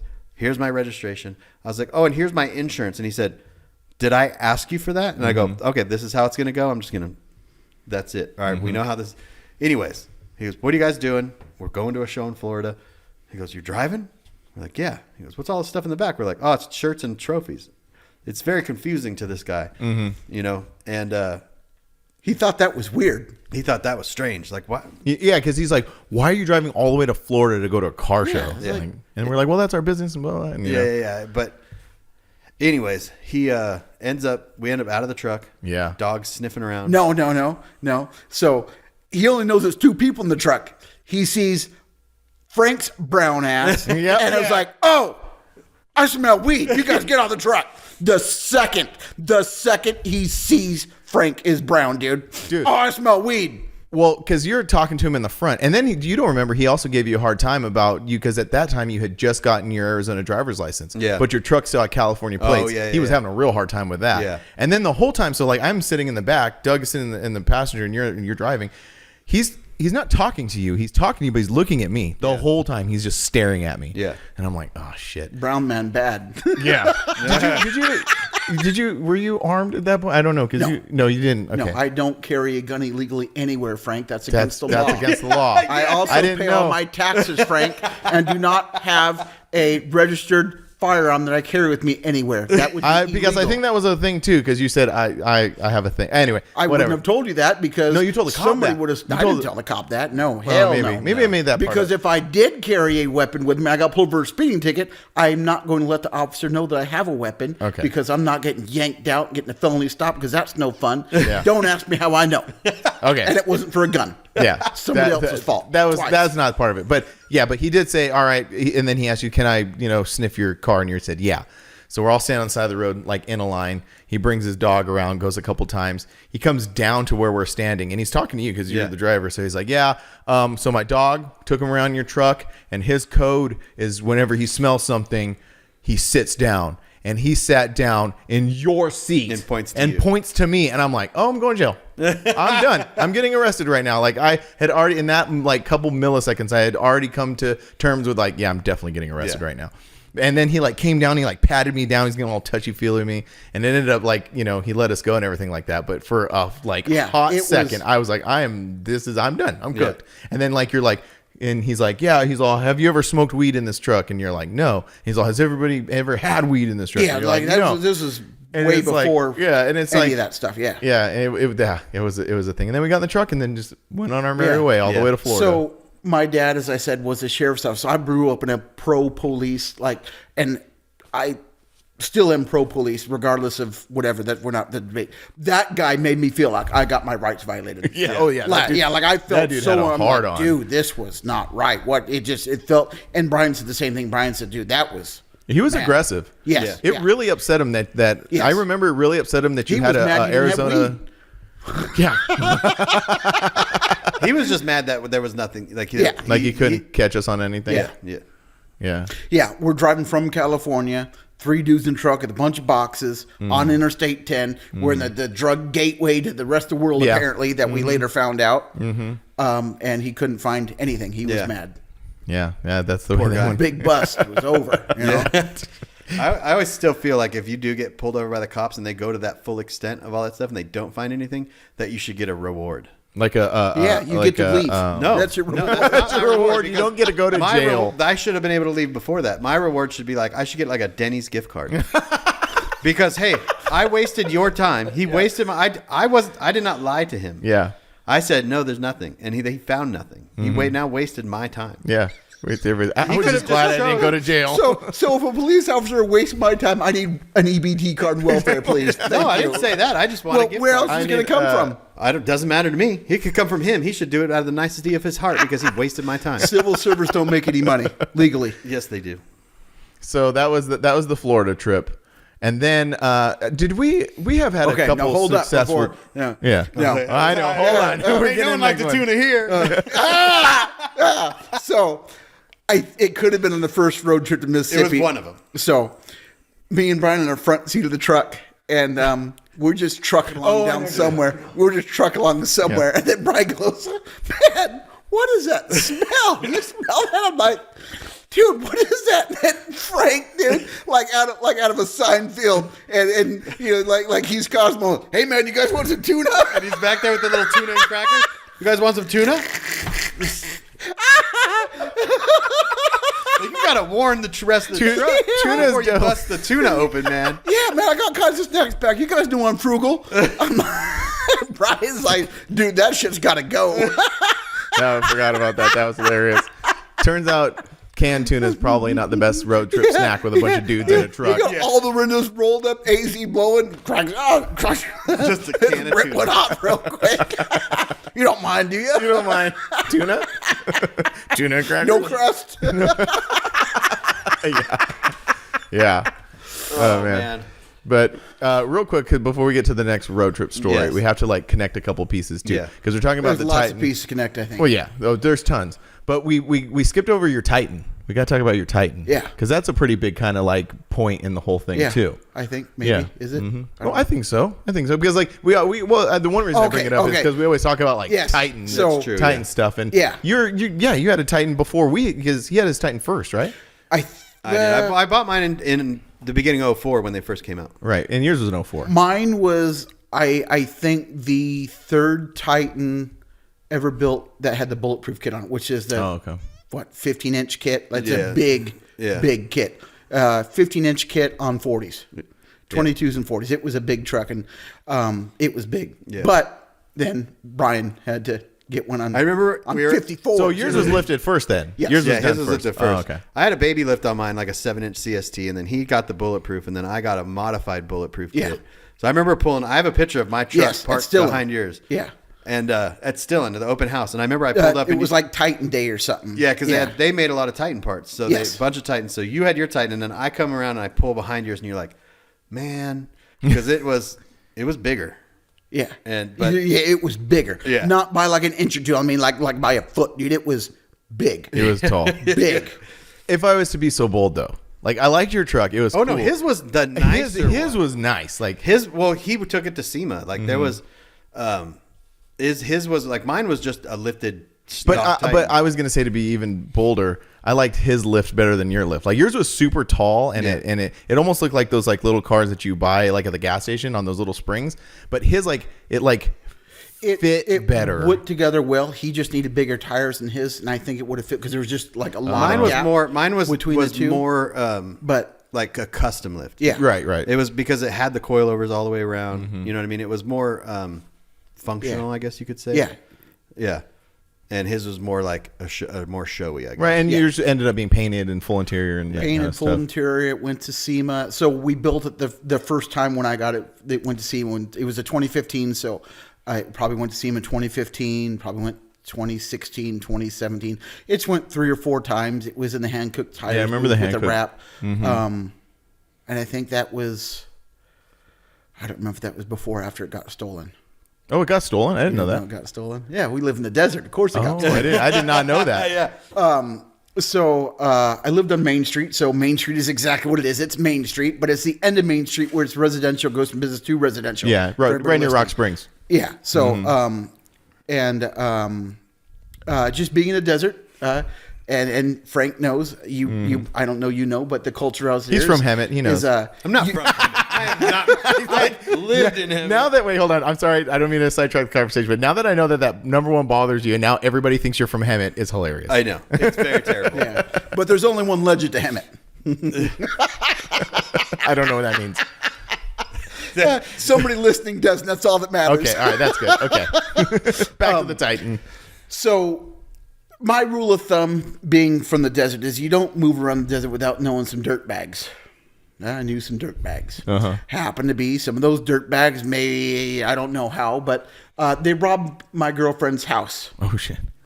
During robbing their house, they took my extra set of keys. Guess what I was worried about? The old pink truck. I went out there. Your flame truck. Yeah, they had the keys for that thing. I love a good beater. Who doesn't love a good beater? You know what I mean? I have one. Yeah, right. I love beaters, right? So I'm worried, man. They're going to come back and take my Chevy. You know, they had keys to the Titan too. I disconnect everything on the Chevy. That way, they're not going to steal this thing. 6 o'clock next morning, daybreak. Somebody takes the keys to my Titan, unlocks it, drives it out of the driveway. You heard it? Yes. Oh shit! I was asleep in the bed. Yeah. So we'll get back to that second. So this is 6 o'clock, broad daylight. This is the full orange and black lifted, one of a kind Titan. It's the only one that everybody knows. Yeah, that's Doug straight. Yeah. I was hanging out in all the bars, hanging out with all the dirt bags. Everybody knew whose truck that was. So I was just kind of bold for somebody to steal anything of that sort. When the cops got there, the dude came in and looked in the window. Had to have. There was footprints of him walking up and looking at the window as I'm sitting in bed sleeping right before he stole my truck, is what we think. Yeah, that's creepy. That's crazy. But you got him back fairly quickly. Right? Lori was already awake. She was in the bathroom getting ready to go to work. So everybody was up in the house. They did this while we were awake in the morning. That's how bold they were. And then just knowing dirt bags, just got around that my truck got stolen. And we called the cops. The cops were upset. We had probably had all of the Sperry PD at that house. Really? And I mean, they're cussing, kicking shit. They're like, God, they stole that truck. And then he's getting on his phone calls, buddy. Yeah, man, they stole the orange and black Titan. Like everybody knew this truck. Yeah. And like, dude, no way. And then like 3 more cops show up with like lights and siren. You know what I mean? This thing is long gone, dude. Yeah. It's been gone 45 minutes. Like they're like, all of the PDs are like, oh, dude, no, they're really. Instead of out looking for it, they're like, we're going to hang out at your house for a while. Oh, man, that sucks, man, you know? So then I start getting some texts and some rumblings that was seen here, blah, blah, blah. You know, never anything turned up. One of my good buddies is a pilot. So we rented an airplane, went looking for it in an airplane, yes. Oh, wow. Yeah. So we flew around all the desert. It's orange and black. It's going to stand out. You'll see it from there. And you would be surprised what you can see from there from a little Cessna. Everything. Because you can fly them legally low enough. Yeah. We're cruising around about an hour and a half. And I'm like, dude, I don't, it's not. So go everywhere in the desert except for to the right of the airport. That's the only place in the desert. We flew all around the desert, right? Would have flown to the right of the airport. We would have seen it from the air. Oh, shit. As he's trying to land, my buddy Big Mike's calling me. Hey, dude, I found your truck. One of the dirt bags found it because he had a lifted F-150, which often get confused for a Titan that was black and orange also. They thought it was his truck. And I'm not sure he was connected, but he was involved in some things. So they thought that truck doesn't belong in somebody's backyard. They thought it was his. So they contact him. Is your truck stolen? No, but I know whose truck that is. Oh, that's funny. That's crazy. Yeah. So as I'm flying around, somebody's frantically trying to call me because they found my truck in somebody's backyard. That's crazy. And it wasn't messed up or nothing? They covered it with pieces of plywood and tarps. Oh, to try to hide it. Yeah, Oh. because they stole it to strip it. They took it to the barn they're going to strip it in, didn't fit in the barn. So the lift saved the truck, basically. That's crazy. Yeah, and this is all as legend has it. Yeah. Because I happen to run into some dirtbags that claim this is what happened and know the whole story about it later in life. Yeah. Imagine if you steal a truck and then a plane lands on your street. And this guy, Doug, gets out and he's like, hey, That's our truck. that's my truck. And just to show you how weird it is, Chris's wife went to jail on some really stupid stuff. She was in the cell with the girl claiming she's the one that stole my truck. Oh, that's funny. This desert, So man. the This dude flying around the airplane's wife goes to jail years later in life and is in the cell with the girl that says she stole my Titan. That's doesn't funny. and has no idea that she knows me. Yeah. How Yeah. did that conversation start? I don't Like, know. what are you in here for? Oh, I steal cars. One time I stole so a Titan. that's what Megan was in there for car theft. So we just cracked that. So I stole a car once. You know the big orange black Titan in the desert? Yeah, I stole that. That's probably how that went. Oh, dude, That's no way. funny. High five, right? That's hilarious. Whatever happened to it? What was its what was its demise? Got it back and went to SEMA again and sold it to buy the Black Sierra. Oh, okay. So that was that was it. Yeah. Does it still exist somewhere, or is it? I painted it all black before I got rid of it. Oh, that's right. I remember And last I've seen was in the parking lot of Disneyland. that. A young family bought it. They got a hell of a deal on it because I was already committed to buying Kevin's truck. And I was like 6 months into, like, I could get rid of my truck and I'll buy your truck. Because Kevin's like, cool, yeah, no problem, man. Like, it's here, it's yours. Let me know, when you get the money. I think I might be sending him a deposit or something already, So it was mine, but I had to sell this in order to get the rest of cash. He's like, cool, it's not going anywhere. It just sits here, like, whatever, Yeah. Within reason, I think, but it was a long time. So I got desperate, sold for like $13,000 Oh, wow. because nobody would touch it because it was a SEMA truck.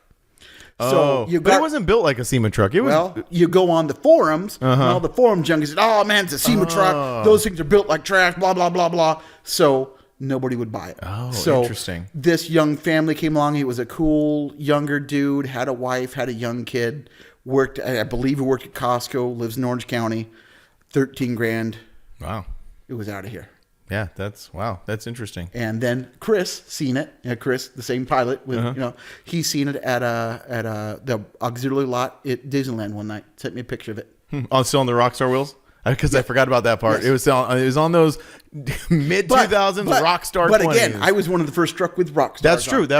Your truck was the very first truck I saw. So other with those people had wheels it, on but mine was at SEMA with them. That's when it was cool. Can I be honest here? You like those I wheels? still think they look cool. I mean, they don't look cool. When They do because we're from the desert. Because we like that's nautical true. stars. That's Dirt true. bikes, This meth is heads. that's Yeah, it. That's 100% it. Because that's those true. wheels are stupid. Yeah, but dude, at the point they came out, they're 5 spokes with a star in between. Dude, They came out at the time. Like, Yeah, that's yeah. the perfect time Yeah. for that.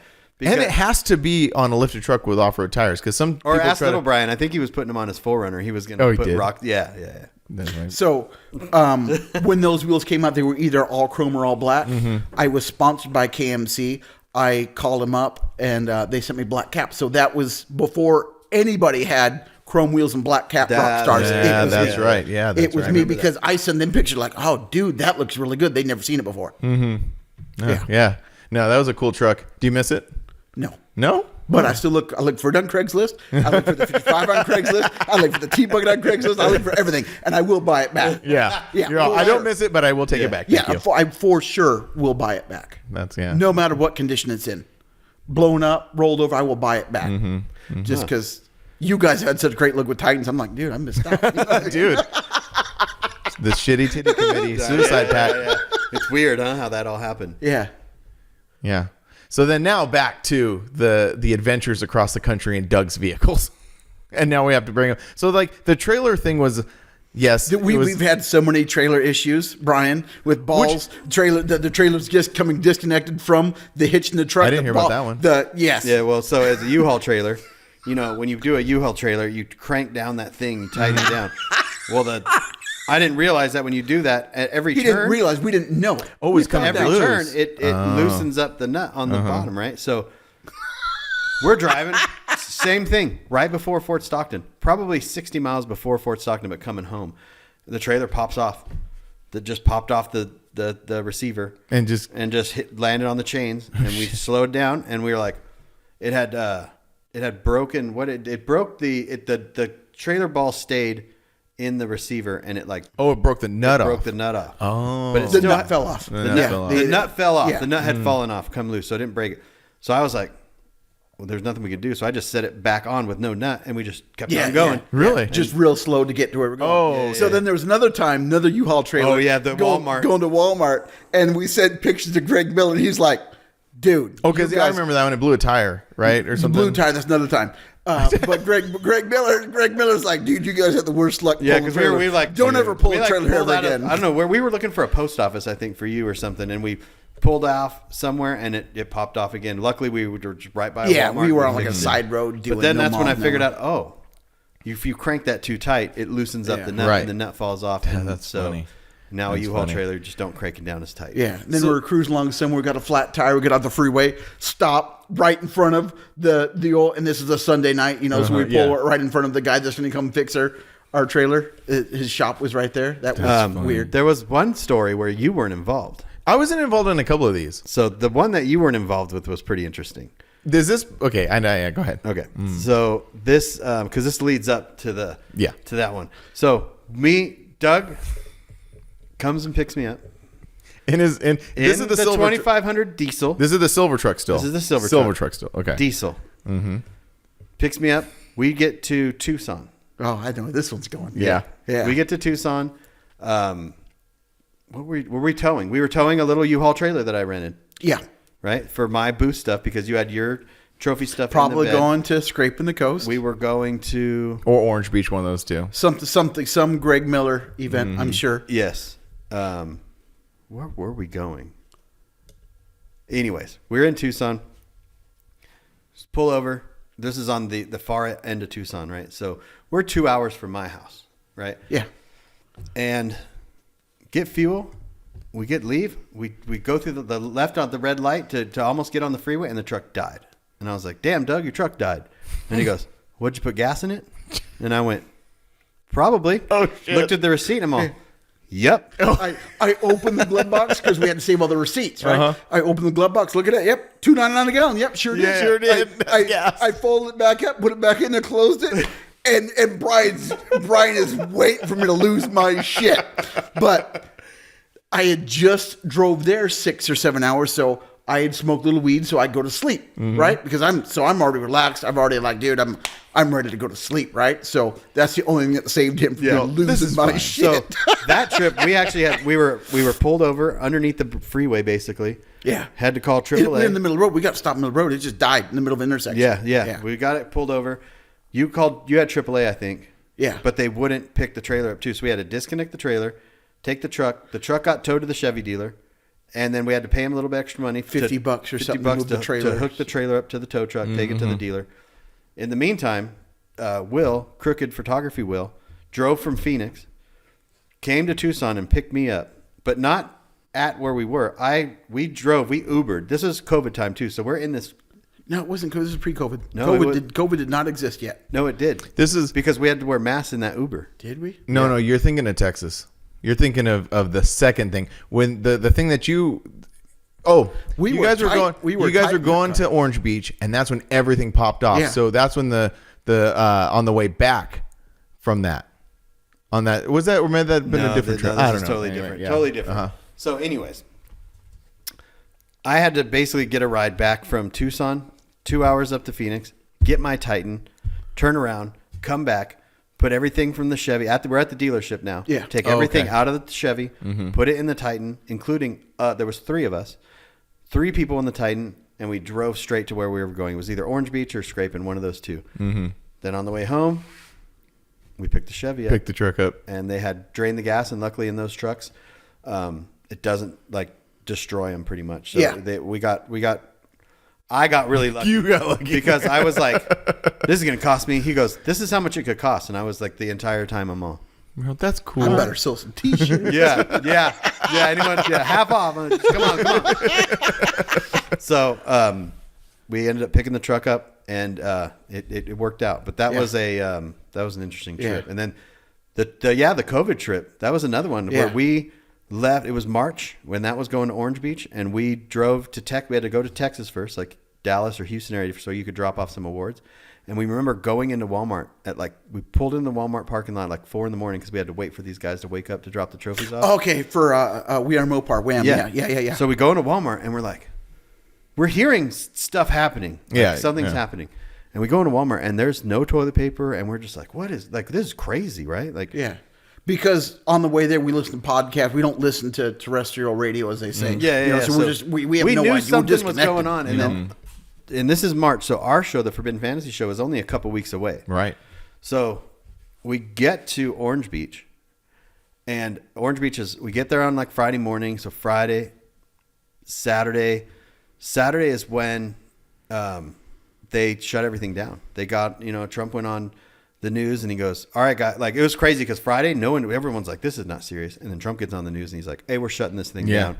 And then the next day, everyone's like, oh, like, this is serious now, right? Yeah. So we're on the other side of the country, and it feels like to us, like, are they going to shut the borders down? Yeah. Like, are we going to, like, cross states? We need to get home. Yeah. We need to get home. So there's rumblings that you're not going to cross state lines. You're going to close. No one knows what's going to happen, and you're hearing stuff third hand, fourth hand, fifth hand. But as we were driving home, they started shutting things down. It was like, or on the way there, on the way home, either one, something, they were like, okay, we're shutting down. The NBA went shut down. Oh, that's right. Then spring training shut down. And we're like, they ain't nothing serious till Disneyland shuts down. Disneyland shut down. And we're like, all right, this done. We need to get home. Yeah. And I remember stopping in Fort Stockton at that Walmart, and I bought meat. I remember, like, we were buying meat. Yeah. Because we thought that, you couldn't get the supermarket, nothing. Well, Chelsea worked at the grocery store, so she was like, they started limiting them what they could buy. Mm-hmm. Yeah. It all so we get home, and I remember that getting home. It felt like those shows. It was like Discovery Channel, like End of the World type thing. Yeah. Like, it felt like to us, like, this is the end of the world. We're fending for ourselves. We need to get through. Like, we're about to start getting like Mad Max vehicles coming to steal our water. Yeah. Like, we're just like, we wouldn't stop at gas stations. We would steal the toilet paper out of the stalls because it's running toilet. Well, there's no toilet paper. Steal it. Raid the stalls. That's funny. Yeah, that was a crazy trip. It was Brian's idea, by the way. That's a good idea at that point. I did the same thing in a couple of hotels too. It was more of a mental thing because, things were going crazy, but it wasn't like they were literally shutting stuff. But in our minds, we're like, they had no idea. You didn't know. You had no idea. Yeah. They're shutting, and him. So Doug makes awards for car shows. Yeah. Car shows are the races were canceled. Like, all these things were getting canceled, and he's just going, uh-oh. I have no money now. They're canceling, and then Forbidden cancels. On that trip, it was when it got canceled. Yeah, because the Avi shut it down. Yeah, so that's a big chunk of change for him. So all these things are done. Yeah. For crazy Doug, time. For basically, what, a year and a half? You didn't have about a year and a half. Yeah. Yeah. Wow. So you had to go get a real job. Yeah. Wow. Yeah.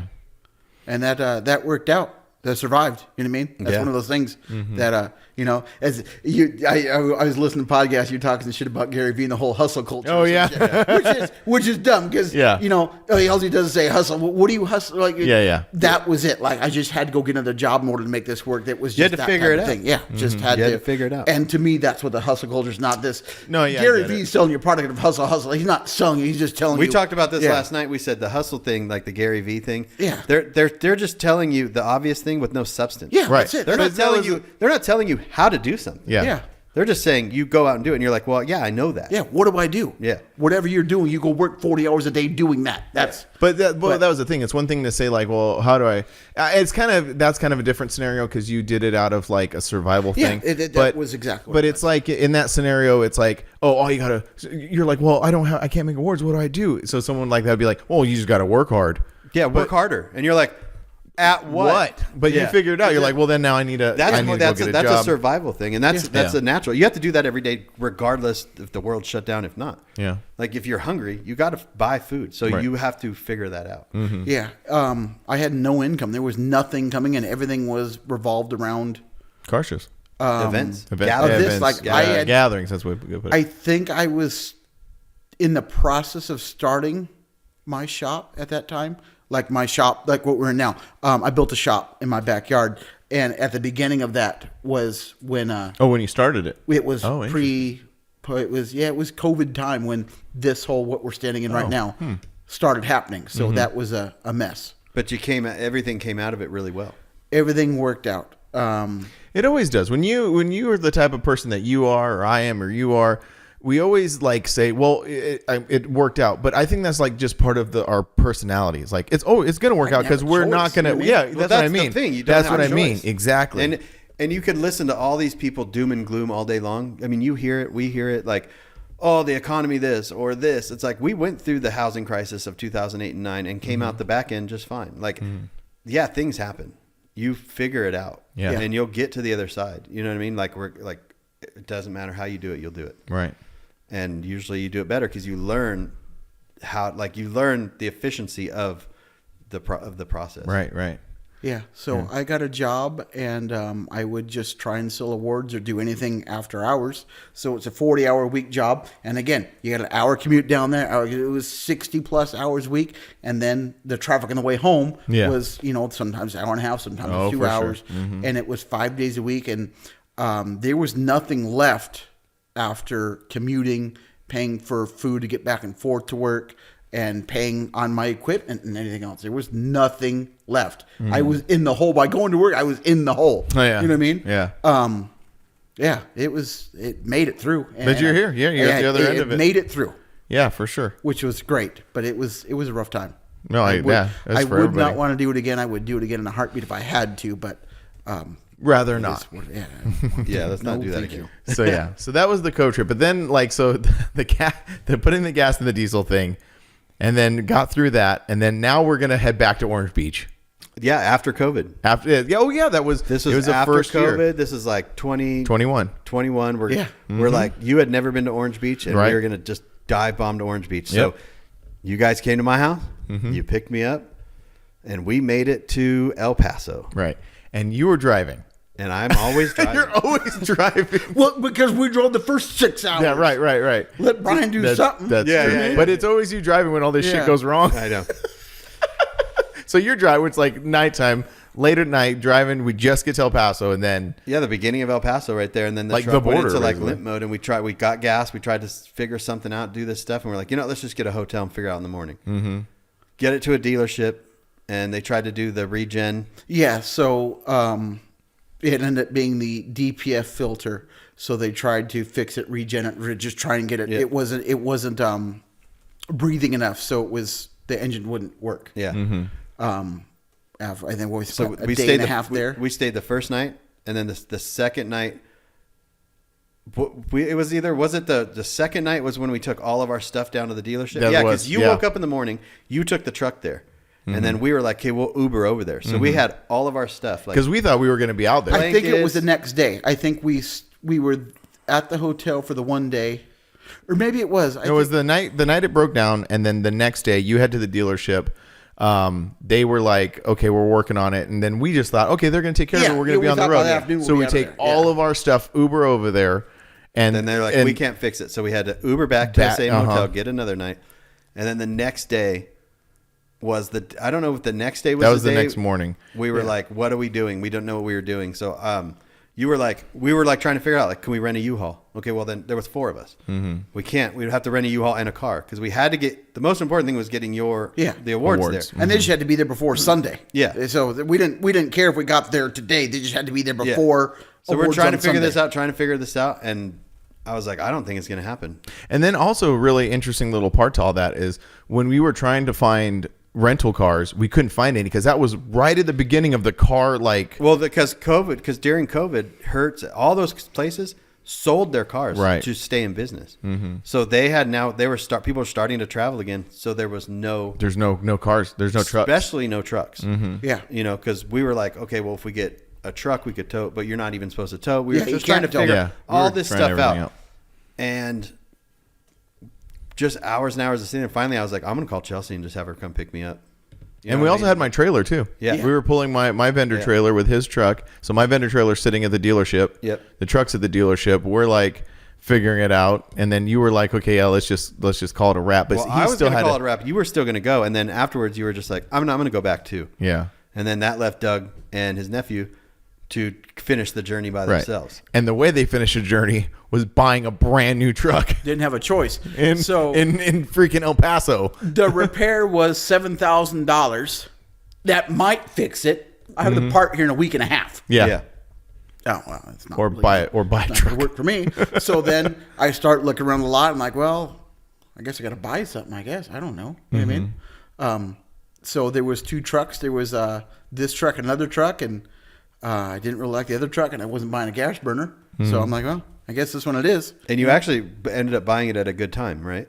Well, in that time, because even on the broken truck that was broken down, they gave you more than it was worth. No. Oh, they didn't? I I don't want to get like specifics of it, but I thought that was like part of the they thing. gave me $22,000 for it.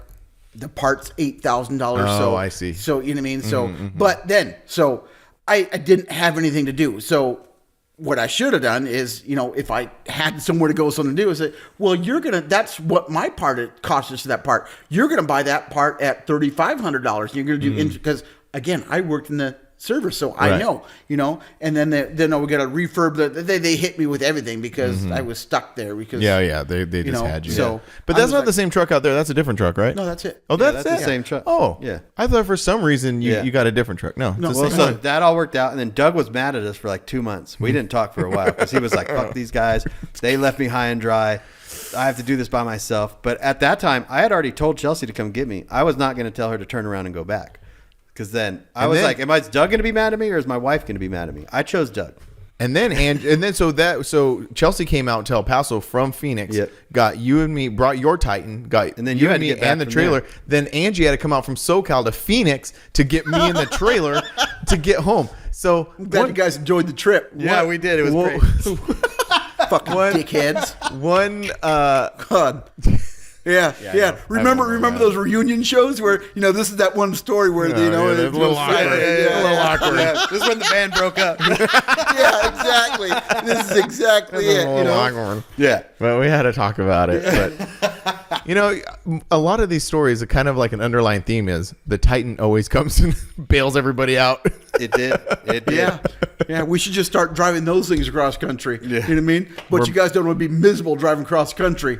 You'd rather do it in luxury. Frank's is comfortable. It's the crew cab. It's mine that's little. It's a little tight there. But Frank's he's breaking up with his Titan. He's getting a Tundra. So We'll see. Or no, I'm gonna do not drive it cross. I heard that. Do not drive across country. we had we're that still- conversation last night. I'm gonna still do the Titan. Not. I'm gonna do drive the not. Titan until it blows up, and it's gonna be And then fun. you're just gonna leave Drive it the there. I am. That's my plan. I think that would make because we film Okay, everything. When it blows up, call me.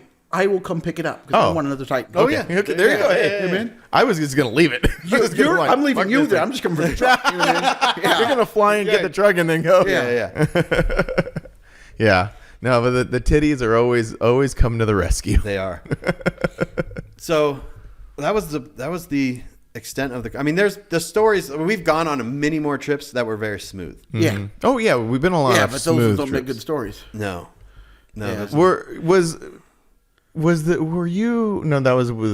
with Ernie and you going to Canada? Were you part of that one? no, that was me, Max. That was me, Ernie, and Max. That's right, with the minivan broke down. Oh, you guys! But I did go to Canada with him, right? So we're driving. We left Canada. We're driving home, and it's like it must have been Montana, middle of. I think we were at a stateside, but it was way up there, right? It was middle of the night, and there's like deer all because we're in the middle of the woods, right? Yeah. And Brian is so nervous that I'm going to hit a deer or something like. Oh no, couldn't sleep. It's a Camry. We were in a rental Camry. Okay, And yeah, we maybe I were wasn't supposed to be driving. Remember all the rabbits we hit? But that's what I'm saying. Yeah. So we were but we got, instead of going through Vegas and down to we went to Phoenix. We went to my house, right? Yes. Yeah.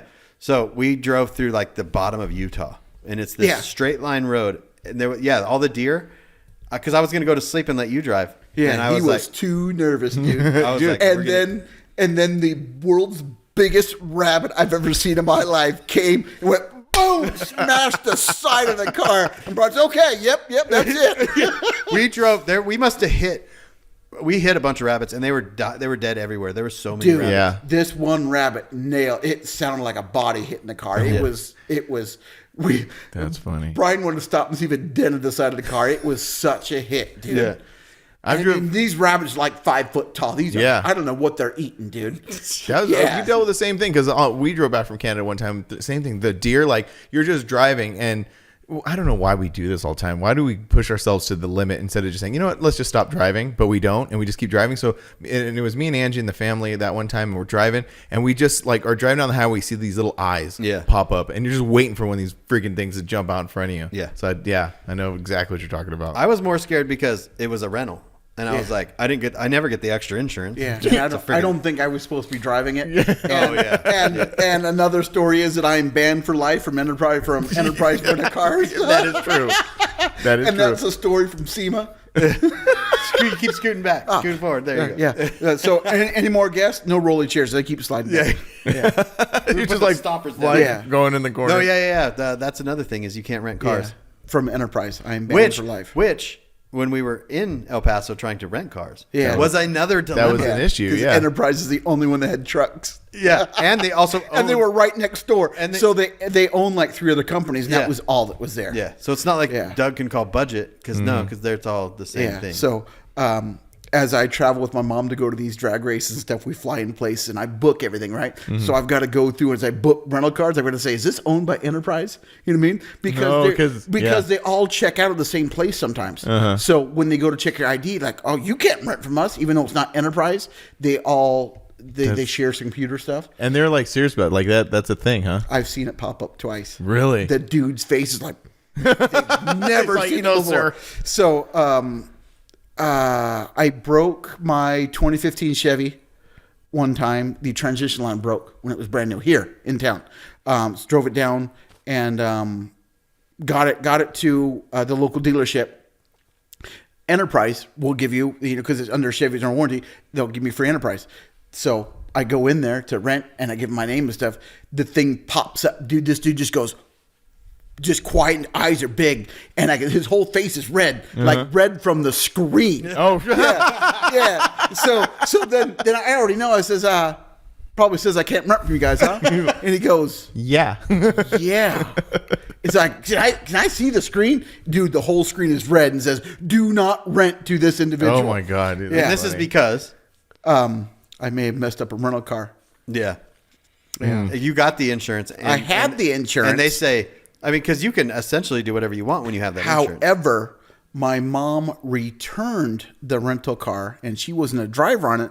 Therefore, they null and voided and wanted me to pay for the rental car because the rental car I turned into them prior to that had mechanical damage. Not anything I did to it. The electric fans wouldn't come on, so something broke instead. I don't know whatever happened. So my mom went and returned. I got another car because that was broken. My mom returned this one, and they lost their stuff. Jeez. And that's how I got banned over something stupid.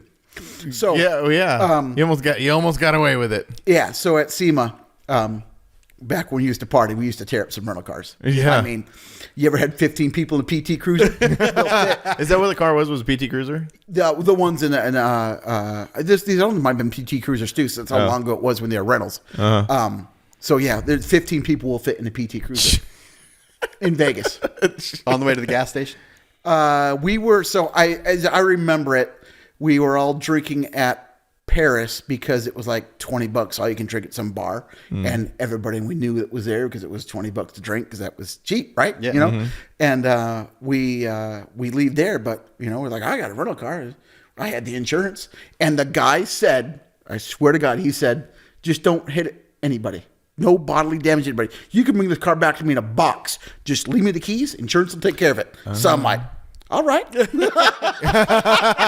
And I took that personally. Yeah. So we leave Paris, and we're going back to probably Fremont Street, as I can imagine. I don't know where else we'd be staying at.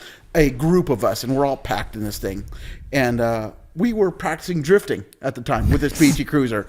Prior to this wasn't the first time we tried to drift it, but you can drift a PT Cruiser, just so you know, with 15 people in it. In the middle of the intersection.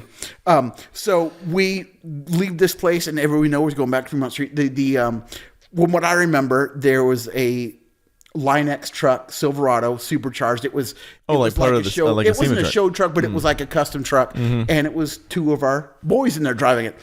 They said They were going to try and race us. They got about halfway through the intersection, backed out of it because we were too wild. A supercharged Silverado says, no, thank you. Yeah. Because those dudes, the PT Cruiser, are too wild. That's funny.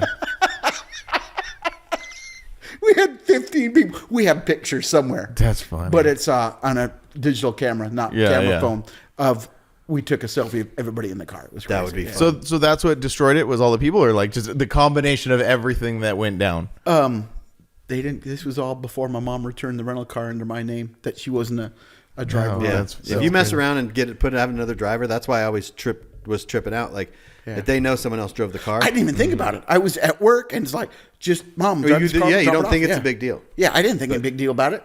And yeah, They were charge really you. upset. So if you have if I rent a car and wanted you to drive it or whatever, like as a driver, it's extra. It's extra money too. So they were upset about the other car being broken, and they couldn't tax me on it. So they said there was a ding in this one. They wanted a bunch of money or something. Oh, I see. It was Okay, so I'm starting to stupid. understand what's happening. Yeah. Oh, interesting. So then I think I got hustled. Pretty sure it still bites me to this day. She asked for my what my deductible was for my insurance. Yeah. Charged me $500 on my credit card. Yeah. And that was it. My insurance never knew nothing about it. Yeah. Oh, and she just ripped you So off. like when you go to rent a car, they ask you all the don't get any of that insurance.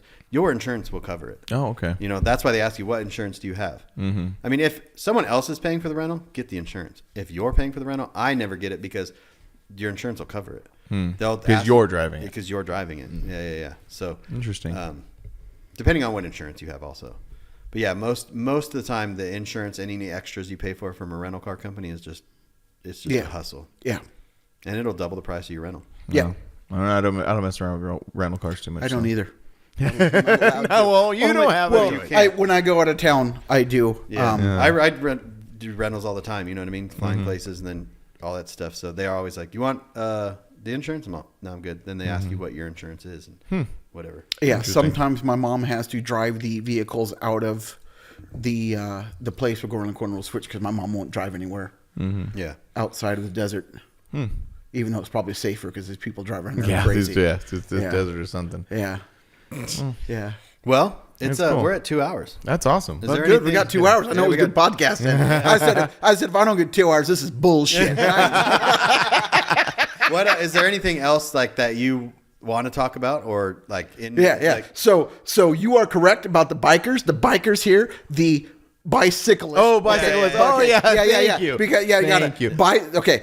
Now there's a subculture of bicyclists around here. The leotard wearing people. They The helmets, exactly as he says. Treat me as a car until. Treat me as a car. until you you treat me treat as a me car, as a but car. I'm not going to act as a car. I'm running this red light, so Yeah. you look out for me because now I'm a pedestrian. Yeah, this road right here. Apple and there's a Road, bunch dude. of signs on there too that say like treat bicyclists. They don't care. They don't care. Yeah. So my little neighborhood here, they rally through here. Oh, 4, really? 5, 6 of them. Yeah, I Oh, hate that's them. funny. Absolutely hate them. Dude, I've gotten so many messages about this. There is a BMX crew of the I've seen those dudes. Okay, those dudes are worse than those Oh, they dudes. are. Oh, They they're take worse. up an entire lane. There's 60, 70 of them drinking. These are grown men. Yeah, they meet right here, like at the gas station. or... The Best Buy. Oh, yeah, that's right. I saw them at they Best Buy, will too. Mm-hmm. stop. They will stop in the middle of the intersection. Let all their people go through. They're stopping in the middle of a busy intersection. Let all their people just drive through. Yeah. The light's red for them. They're still just mob mentality, and they drive an entire lane up Bear Valley Road. Oh, really? Yeah, and they're that's wheeling. insane, They're throwing trash. Just straight mob mentality. Yeah, dude. yeah. I absolutely hate them.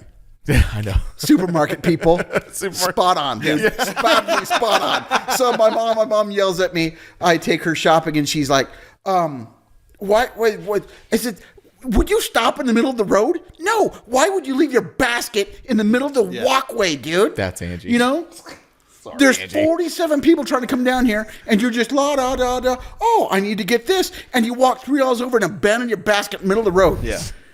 Or just stop there and just have no idea that anybody else is. There's other people shopping here. Sir. That's the mentality that people don't have, is that there's other people doing stuff. Their day, like you don't impede on their day. Right. Yes. Yeah, See, yeah. Don't definitely. impede on their day. And we all do it on accident sometimes when we don't realize it. So it's whatever. But when, like, if you have to travel, like if you commute, it's worse. I don't have to commute. So it's like different. You know what I mean? Like I'm not on the road every day. So I'm like, what are you guys talking about? That's stupid. It's not a big deal. But when you are, it'll drive you crazy because people don't care about you. They don't. No. They only care about them. Yeah. They'll be doing 55 in the fast lane. They'll pass someone. They won't get back into the slow lane. They're like, they don't care. People don't care. Hold that thought for a second. How fast you had your Camry, Frank? How not very fast. They'll do 140. Just so you know. No, I've never taken there. COVID was an awesome time. yeah, driving on the road. For commuting, yeah. Yeah. There were some definitely awesome parts about that time. Yeah.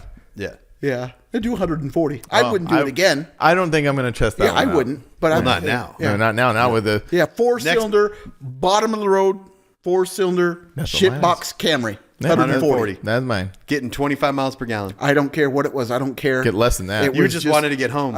No, I was going to work. Oh. I wanted to do 140. Oh, yeah.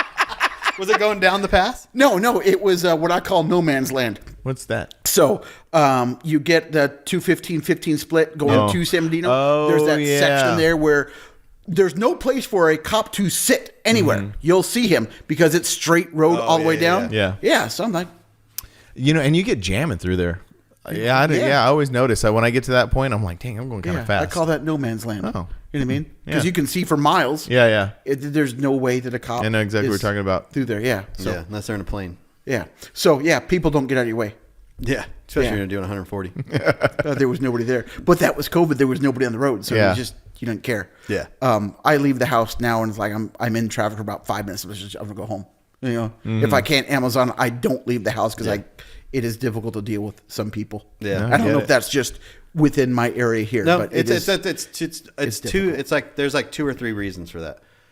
One is if you're not dealing with people every day, and then you get used to not dealing with them, then you have to deal with them. It becomes an issue. 2, you're older. We're getting older, and we just want to get our thing done and get back to that. You know, and that's just pretty much what it is. And then 3, just people are just idiots. But people have always been idiots. There's just usually we just never realized it because we were the idiots. That's true. That's a good point. There's people doing 140 in Camry Yeah, I for know, right? no Yeah, reason. yeah. They Camry blows by you 140. You're like, whoa, what a piece of crap. What's the world coming to? Except the guy in the Camry. is Yeah. having a Wonder what blast. that guy robbed. Yeah. Right on. Yeah. So that's about it, huh? Yeah. Cool. Well, thanks for sitting down this. It was Yeah. awesome. Well, if you need awards, if Awards. you need anything acrylic, are you still doing stickers and stuff? Yeah, I don't do a whole lot of stickers because awards have taken off. Yeah. And that just takes up so much of my time. Stickers are profitable, but if I'm doing stickers and I'm doing awards, and the awards take longer to do, so Yeah. it's just Well, if you difficult. do you know? want awards Or call stickers, Doug, I'll do or hit stickers up too, Doug, but, you know. make sure you have your artwork, right? Yeah. Yeah, we had this conversation I- before you yeah. got here, and I was saying that day we were talking about how you're a screen printer. You're not a graphic artist. Right. Yeah. Right. So when people call you and expect you to like do the art, like he said, make me something cool. Mm-hmm. Right? You were saying you hated that. Yeah. Yeah, I would do this with videos. It's the same thing. I'll show up somewhere and they're like, "Well, just make it cool." Yeah. Well, I'm like, "Well, Well, what's important to you? what do you want me wanna- to film?" Yeah. Well, yeah. You know what I mean? Like, because what's cool to me in this shop might not be cool to you. Mm-hmm. Yeah. So we need direction. We can do the thing, create the thing, and make it look good. Yeah. But we Yeah. need. But I need something to start with. Yeah. I can't start with, just make me some awards. What do you want me to make for you? I don't know, just put some cars on and make it cool. Like, what kind of, like, Who's drawing the cars? Yeah, like- I'm not. Yeah. Where are they coming from? Yeah. I can't Yeah. just make a car. Yeah. yeah. Yeah, because if you do that, then they'll be like, "Oh no, I don't want that Ford. I want a Chevy." Right. Exactly. So then you get the design aspect of it, and then you spend 3, 4, 5 days going back forth with a customer And that's that kinda- doesn't know what they want, but they Yeah. know what they don't want. Exactly. Yes, and also the one-off things like you were talking about. Yeah. Like if I, as a show promoter, I'm like, "Hey, I have a best OBS award or a best Chevy truck award." I'm looking at this trophy up here, like a best van award. Like a trophy, that trophy right there is like $35. I have no idea, right? So we'll say $35. That was But 125. that's $125. Okay, that's $125. But a one-off trophy, like if I wanted 50 of this trophy, they're going to cost this. But if I'm like, just make me one, that's a lot. Like it Right, sounds, so then- it sounds easy in your brain. Yeah, it is easy, but you've got an hour of going through the artwork, setting up the artwork, doing all that. You know, you're 2 hours into, And you're putting cutting together one this award versus- $38 award. Yeah, You're cutting one award versus setting your machine up to cut 50. Yeah. Right. 50 trucks and 50 of this, and then putting that together. Yeah. So just. But that's something like the customer's responsibility too. Like if the end product is gonna depend a lot on that person. Yeah. So if you want a really good end product, do your due diligence to come with good artwork or artwork that's somewhat ready. Because even when we say like in my come with industry, your come with your pocketbook, because if I come to you with exactly. a T-shirt, I'm like, hey, make me this. You're not necessarily gonna make it, but you could farm it out. oh yeah, it could get Same done. with you. Like you Yeah. could be like, hey, but also that's not gonna happen tomorrow. right. You're now on the artist timeline. You know, and so it's like the customer's always right. It's not really true a lot of times. But okay. So actually, it's so funny you mention that because everybody gets that wrong. Yeah. They say the customer's always right. So the misconception is you're like, well, I want this for this price and I'm always right. Yeah. No, what that actually means You is know what you do in that? You fire the customer. Yeah. you fire the customer. yeah. But that phrase, the customer's always right, means what it actually means is if you make pies, right?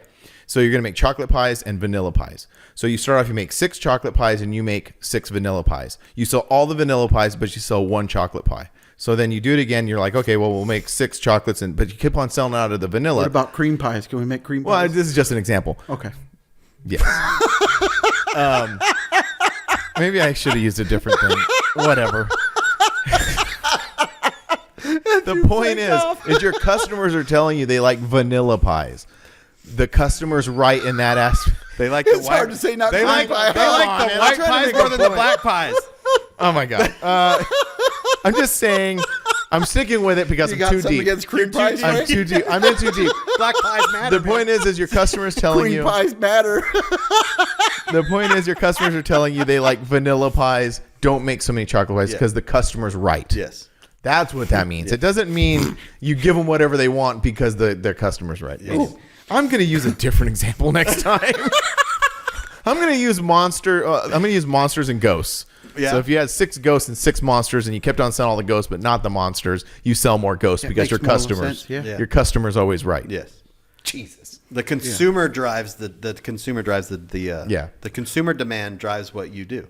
You know, but then there's the customers like that we all deal with sometimes. You guys more than anyone probably here. Yeah. What I've learned since I think that I've made it or I'm successful to some point where I don't need to do absolutely everything because you guys know starting because we all so this Well, that's one reason we all traveled. Yeah, well, we didn't touch on this. Like we all became.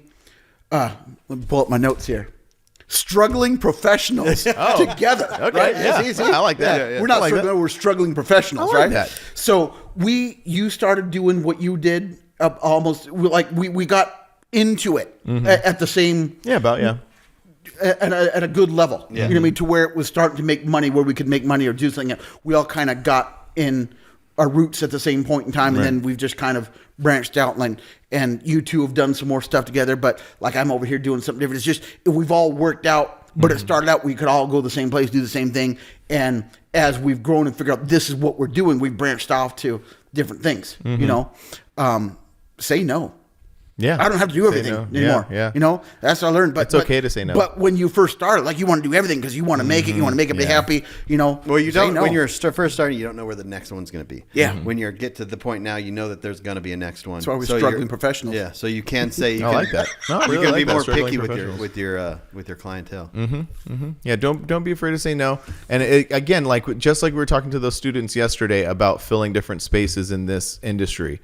We all work in the automotive industry, but we all do something different. But we don't turn wrenches. But and you found another niche to fill. Yep. So that's good. So anybody listening or wants to be involved, like you're going to car shows or whatever, you're going to car shows, you're going to punk shows, you're doing whatever, and you're like, I want to make money doing this and being involved. You can do anything. Yeah, there's You so know? many. There's so many spaces to things fill. to it. Yeah. If you're like, I want to be involved in punk or music, but I don't know how to play an instrument, but you know how to make shirts, you know how to take photos, you know how to make videos.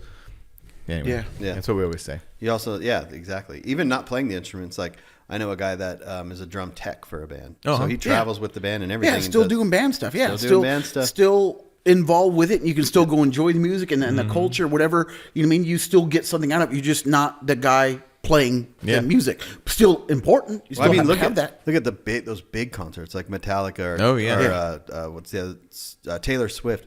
Look how many trucks it took. I missed a flight because of Taylor Swift. Because you of have no idea how big that was. We're in Colorado for a drag race, and she was there too. So we take early. I only fly straight through. I don't do Leo. I don't do none of that BS, dude. I will fly on a goat inside of an airplane if it's straight through. I don't care. It's just a task that needs to be done. Every Swiftie, as they're called, I found out, was leaving Denver that morning too. Oh, so it was just a mess. Dude, I've never seen so many people at an airport at all. That's crazy. Yeah. I get there half hour from our flight leaves. Yeah, I needed to be there 3 days to get through the line. Yeah. Those Swifties. Yeah, at that point you just drive home. But like the amount of things that went into that. Yeah. It's like we were talking about these like micro economies. There's an economy for that. Yeah, so you were talking about Dino's and the micro. The same thing with the Swifties. So these concerts come to town. I saw how massive it was. It was $160 a night, stay at a Motel 6. Yeah. An effing Motel 6. $160. Yeah. That's crazy. Yeah. And you couldn't find one anywhere in Colorado at this point in time. And think about, and all those people had to eat. Yeah. All those people had to get snacks. Yeah. All those people had to be entertained the morning of whatever. It just created an insane economy. They talk about the souvenirs from that show. How Yeah, much that's what I was that about to is- say. Oh, The merch sales, You know? the people who run merch. All the merch sales were in trailers. Yeah. All the truck drivers. The truck drivers got big bonus, and there was a ton of truck drivers. Yeah, A Yeah. ton. yeah. But all those trailers, they needed tires. They need repairs. So like, you they just all got to think get about it. fuel from when they go. So it is an economy. It's crazy. for sure. Yeah. For sure. It all keeps the wheels turning. And same thing as when car shows come to town. You know, it is same Car thing. shows, races, Yeah. events, conventions. It doesn't matter what it is. It could be and there's things that are just outside of the scope of what we can imagine. Yeah. Like when you think of we know car stuff, but there's conventions for what you do. There's conventions for what you do. There's conventions for what I do. You know, there's conventions for the cameras, for the screen printers, for everything. What's that? There's conventions for cream pies too. I'm going to use a different example next time. I'm going to use monsters and ghosts. That's what I'm going to do. I mean, I'm not going to go to one, but you know. Customer's always right. On that note, Anyway, We're just going to end it with a cream we're pie. going to end it with the cream pies. okay, bye. We'll see you guys next week. Doug Johnson, Kre8ive House. Follow him on Instagram, all that great stuff. And go out to a car show. You guys going to a car show supports Doug. And me. Yeah. And me and Brian and everybody. So go to shows. Yeah. Go to shows. Build cool trucks so you can win the awards. And then building cool trucks, keep those shops.